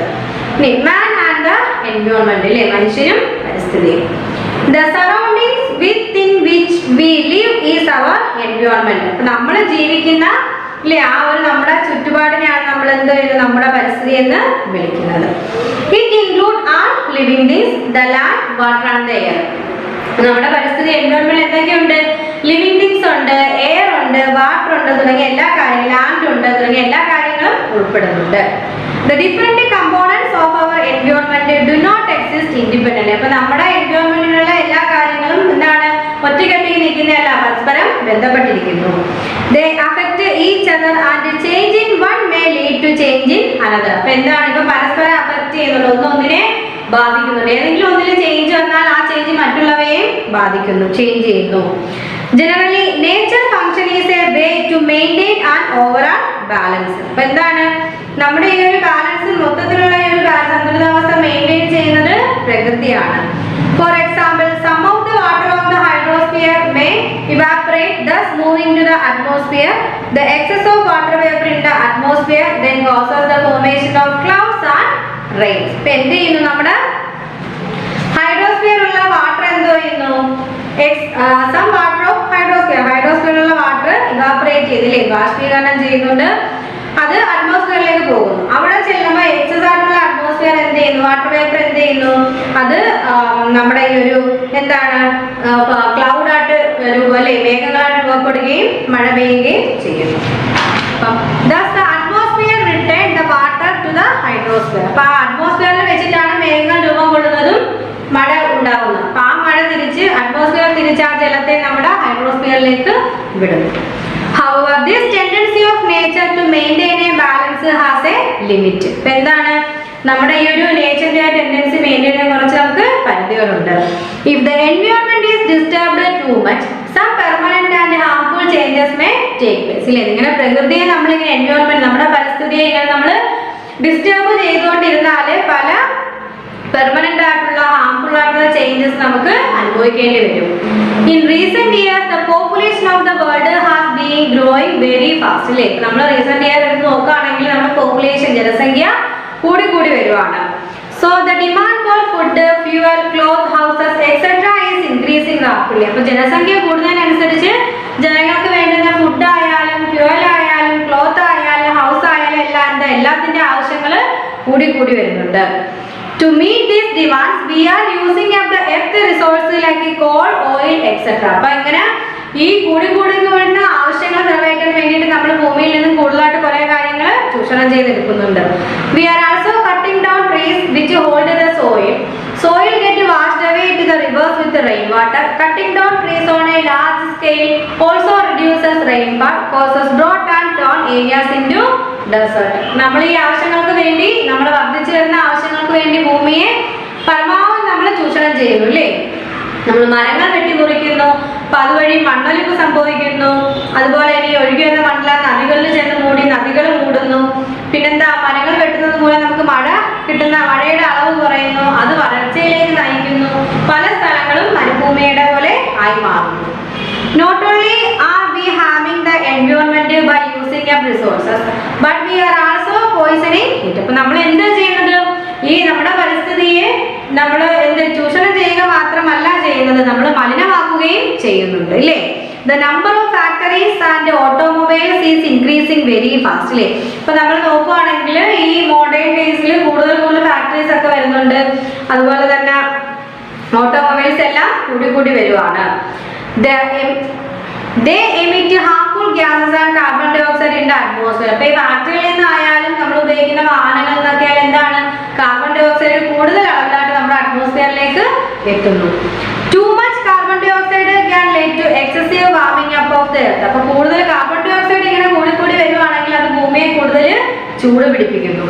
Factories also discharge waste into rivers, lakes, etc. thus damaging the hydrosphere. അപ്പോൾ എന്ത് ചെയ്യുന്നു, ഫാക്ടറീസിൽ നിന്നുള്ള വേസ്റ്റ് എല്ലാം നദികളിലും തടാകങ്ങളിലും ഒക്കെ കൊണ്ട് ഒഴുകുന്നു. അതുവഴി നമ്മൾ ഹൈഡ്രോസ്ഫിയർ എന്തായിട്ട് മാറുന്നു, ഡാമേജ് ആയിട്ട് മാറുന്നു. The process of damaging the environment is called pollution of the environment. അപ്പോൾ പൊല്യൂഷൻ മലിനീകരണം എന്ന് വെച്ചാൽ എന്താണ്, പരിസ്ഥിതി മലിനീകരണം എന്ന് വെച്ചാൽ എന്താണ്, the process of damaging the environment. എൻവയോൺമെന്റിനെ ഡാമേജ് ചെയ്യുന്ന പ്രക്രിയയാണ് നമ്മൾ എന്തെന്ന് വിളിക്കുന്നത്, പൊല്യൂഷൻ ഓഫ് ദ എൻവയോൺമെന്റ്, പരിസ്ഥിതി മലിനീകരണം എന്ന് വിളിക്കുന്നത്. If we wish to maintain the balance in nature, we must use our resources wisely. We must try to check pollution of land, air and water. അപ്പോൾ നമ്മുടെ ഈ ഒരു നമ്മുടെ ബാലൻസ്, അതായത് നമ്മുടെ പ്രകൃതിയുടെ ആ ഒരു സന്തുലിതാവസ്ഥ നിലനിർത്തിക്കൊണ്ട് പോകണമെങ്കിൽ നമ്മൾ എന്ത് ചെയ്യണം, നമുക്കുള്ള റിസോഴ്സസ്, നമുക്ക് പ്രകൃതി തരുന്ന റിസോഴ്സസ് വിഭവങ്ങൾ നമ്മൾ വിവേകത്തോടു കൂടി കൈകാര്യം ചെയ്യാൻ പഠിക്കണം. നമ്മുടെ ഭൂമി, നമ്മുടെ വാട്ടറിനെ ആയാലും ലാൻഡ് ആയാലും എയർ ആയാലും നമ്മുടെ എൻവയോൺമെന്റിനെ ഡാമേജ് ചെയ്യാതിരിക്കുക, അതിനെ മലിനമാക്കാതിരിക്കുക. ആ രീതിയിൽ നമ്മൾ സംരക്ഷിച്ച് നമ്മുടെ റിസോഴ്സസ് വിവേകത്തോടെ യൂസ് ചെയ്യുവാണെങ്കിൽ നമ്മുടെ എൻവയോൺമെന്റിനെ ഒരു ഡാമേജും ഇല്ലാതെ നമുക്ക് കൊണ്ടുപോയി നമ്മുടെ പ്രകൃതിയിലെ സന്തുലിതാവസ്ഥ നമുക്ക് നിലനിർത്താൻ സാധിക്കും. നമ്മുടെ എർത്ത് കോൺസെപ്റ്റ് എന്ന് പറയുന്ന ചാപ്റ്റർ കംപ്ലീറ്റ് ചെയ്തിട്ടുണ്ട്. അതിൽ നമ്മൾ മെയിനായിട്ട് പറയുന്നത് നമ്മുടെ എർത്തിനെ നമ്മൾ 3 സ്ഫിയർ മണ്ഡലങ്ങളിൽ മേഖലകളായിട്ട് തിരിച്ചിട്ടുണ്ട്. ലിത്തോസ്ഫിയർ, അറ്റ്മോസ്ഫിയർ, പിന്നെ ഹൈഡ്രോസ്ഫിയർ. അപ്പൊ അതിൽ വരുന്ന ഓരോ കാര്യങ്ങളെ കുറിച്ചാണ് നമ്മൾ പിന്നെ സ്റ്റഡി ചെയ്തത്. അപ്പൊ ഇതിന്റെ നോട്ട്സ് ടീച്ചർ ഈ വീഡിയോയുടെ ബാക്കിൽ ഉൾപ്പെടുത്തിയേക്കാം. എല്ലാം നോട്ട്സ് എഴുതി എടുക്കണം, സ്റ്റഡി ചെയ്യണം. അതുപോലെ തന്നെ ഈ എഴുതുന്ന നോട്ട്സ് നമ്മുടെ കോപ്പിറൈറ്റ് ബുക്കിലും കൂടെ ഒന്ന് എഴുതി പഠിക്കണം. ഓക്കെ, എന്നിട്ട് അതിന്റെ നോട്ട്സും ടീച്ചറിന് സെൻഡ് ചെയ്യണം. അതുപോലെ സ്റ്റഡി ചെയ്യുന്ന വോയിസ് മെസ്സേജും ടീച്ചറിന് സെൻഡ് ചെയ്യണം. എന്തെങ്കിലും സംശയം ഉണ്ടോ? അല്ലെങ്കിൽ നമുക്ക് ക്ലാസ് തന്നെ ചെയ്യാം. Okay, thank you. Did you get ready in the dark or something? 'Cause you look like a beautiful nightmare. Don't you know?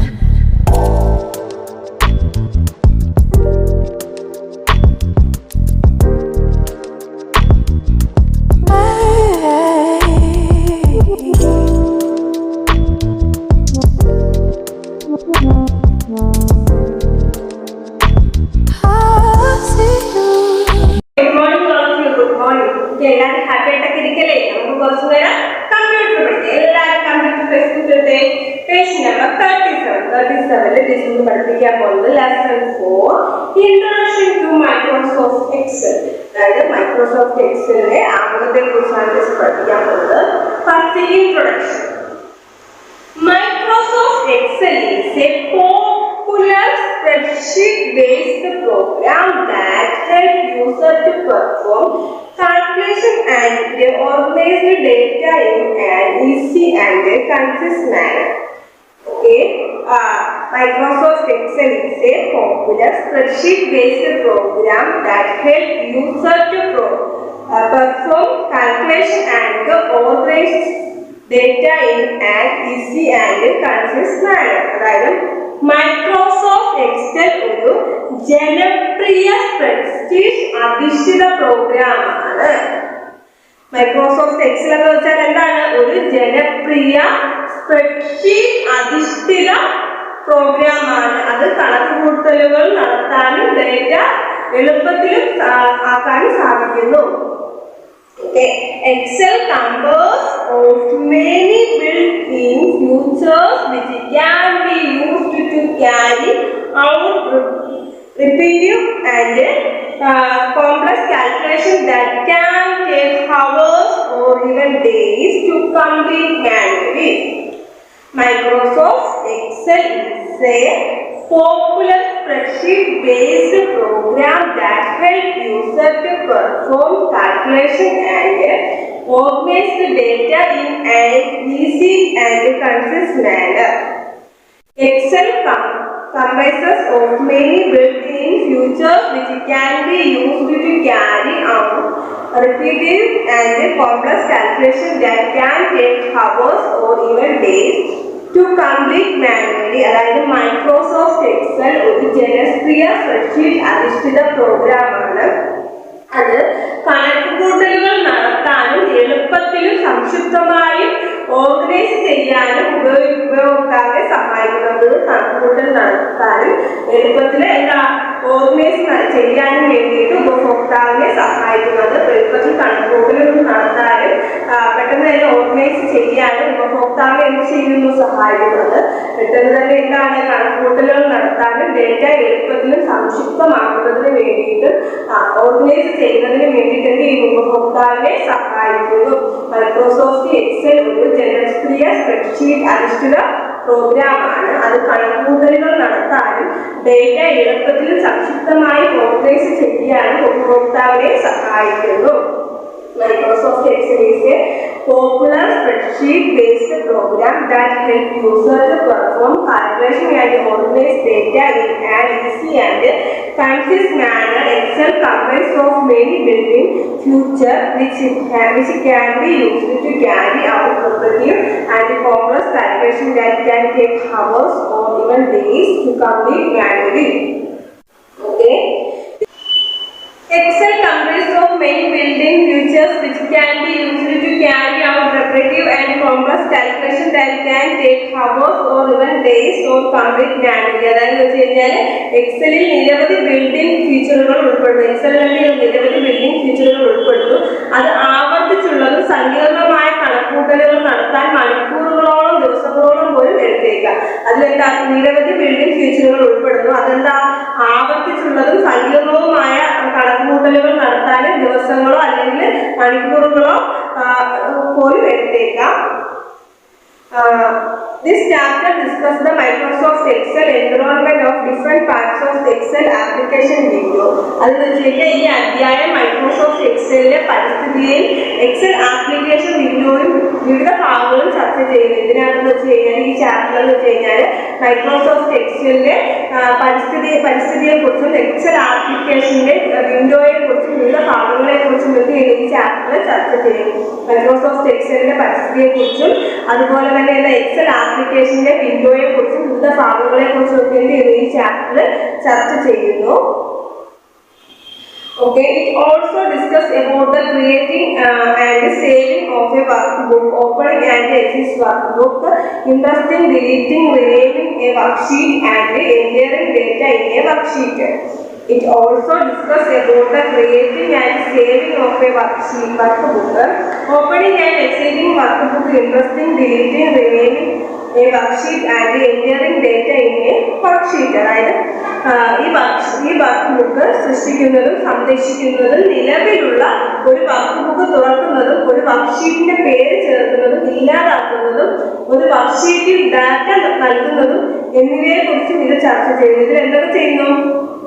ഒരു വർക്ക് ബുക്ക് സൃഷ്ടിക്കുന്നതിനെ കുറിച്ചും അത് സംരക്ഷിക്കുന്നതിനെ കുറിച്ചും അത് നിലവിലുള്ള ഒരു വർക്ക് ബുക്ക് നൽകുന്നതിനെ കുറിച്ചും ഒരു വർക്ക്ഷീറ്റിന്റെ പേര് ചേർക്കുന്നതിനെ കുറിച്ചും അതുപോലെ ഇല്ലാതാക്കുന്നതിനെ കുറിച്ചും ഒരു വർക്ക്ഷീറ്റിൽ ഡേറ്റ നൽകുന്നതിനെ കുറിച്ചും ഒക്കെ എന്ത് ചെയ്യുന്നതിൽ ചർച്ച ചെയ്യുന്നു. ഒരു വർക്ക്ഷീറ്റ് സൃഷ്ടിക്കുന്നതിനെ കുറിച്ചും അത് സംരക്ഷിക്കുന്നതിനെ കുറിച്ചും നിലവിലുള്ള ഒരു വർക്ക്ഷീറ്റിൽ തുറക്കുന്നതിനെ കുറിച്ചും ഒരു വർക്ക്ഷീറ്റിന്റെ പേര് ചേർക്കുന്നതിനെ കുറിച്ചും അത് ഇല്ലാതാക്കുന്നതിനെ കുറിച്ചും ഒരു വർക്ക്ഷീറ്റിൽ ഡാറ്റ നൽകുന്നതിനെ കുറിച്ചും എന്നിവയെ കുറിച്ചൊക്കെ എന്ത് ചെയ്യുന്നു?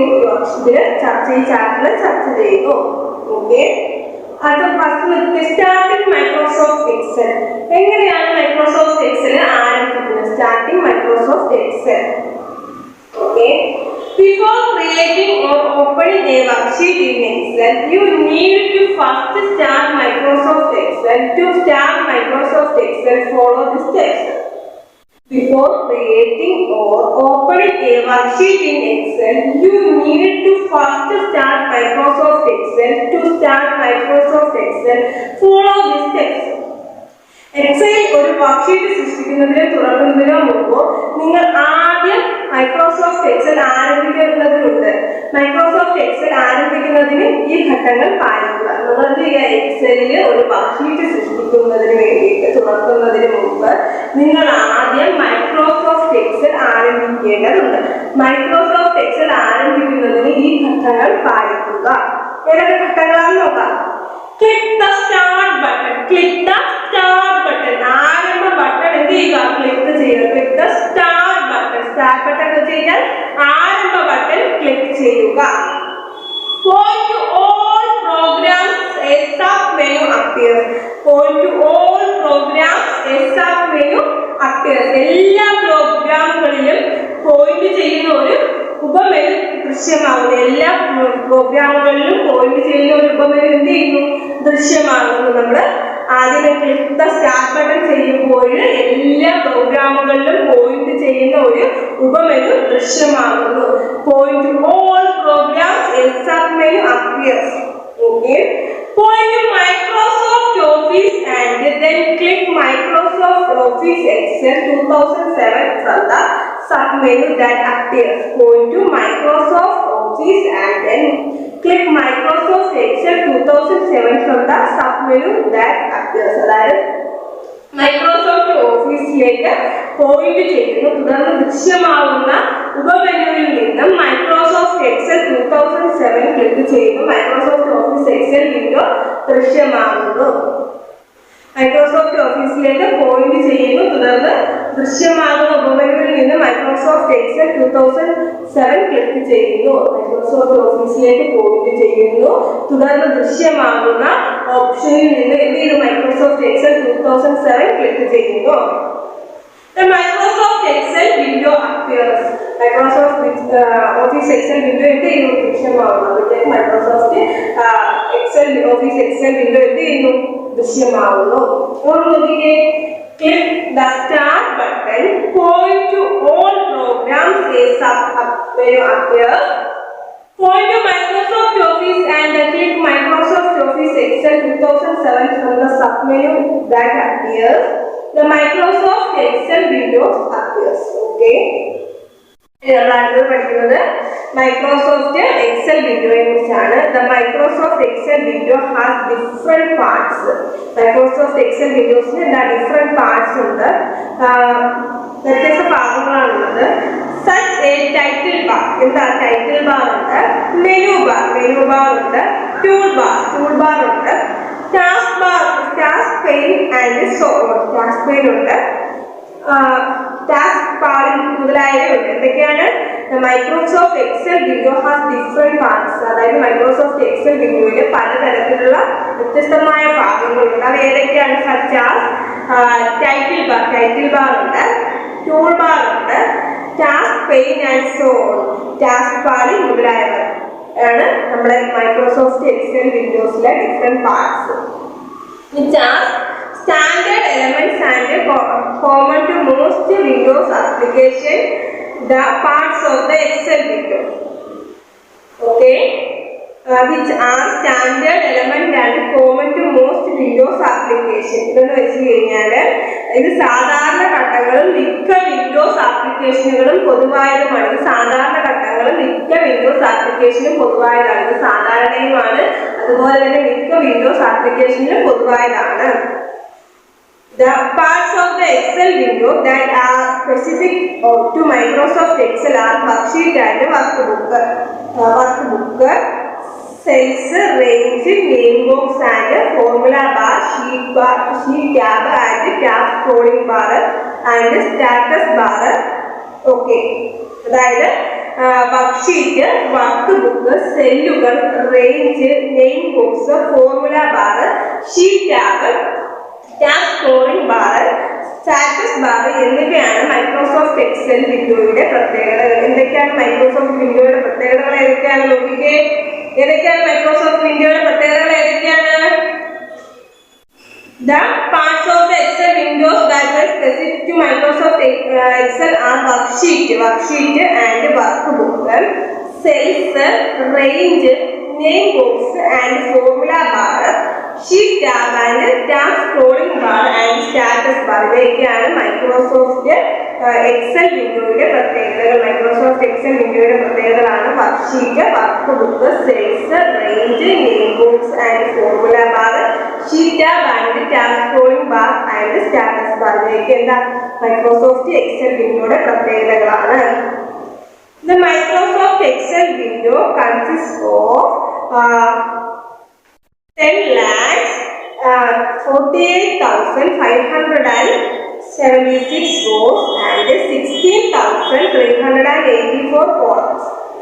Microsoft Excel Windows consists of 10,48,576 and 16,384 columns ആണ്. ഇതിന്റെ മൈക്രോസോഫ്റ്റ് എക്സൽ വിൻഡോ കൺസിസ്റ്റ് ചെയ്യുന്നത് വെച്ച് കഴിഞ്ഞാൽ 10,48,576 rows and 16,384 columns ആണ്. അതായത് മൈക്രോസോഫ്റ്റ് എക്സൽ വിൻഡോയിൽ 10,48,576 റോസും അതുപോലെ തന്നെ എന്താ 16,384 കോളംസും ഉണ്ട് കേട്ടോ. ഓക്കെ, അതൊന്നും ശ്രദ്ധിച്ച എല്ലാവരും. Microsoft Excel windows are different parts such as title bar, menu bar, toolbar and taskbar, pane and so on, which are standard elements and common to most Windows applications. The parts of the Excel windows that are specific of Microsoft Excel are worksheet and workbook, cells, range, name box and formula bar, sheet tab and tab scrolling bar and status bar. The Microsoft Excel windows consists of 10,48,576 rows and 60,384 columns. Okay, this is പഠിപ്പിച്ച page number 37, 38 നിങ്ങൾ നല്ലതുപോലെ read ചെയ്യുക, details read ചെയ്യുക. എന്തെങ്കിലും doubts ഉണ്ടെങ്കിൽ മിസ്സിനോട് ചോദിക്കുക. Read ചെയ്തതിന് ശേഷം അതിൻ്റെ പേരൻസിനെ കൊണ്ട് സൈൻ ചെയ്യിച്ച് അതിൻ്റെ ഫോട്ടോ ടീച്ചർ കിട്ടുക. Okay, thank you.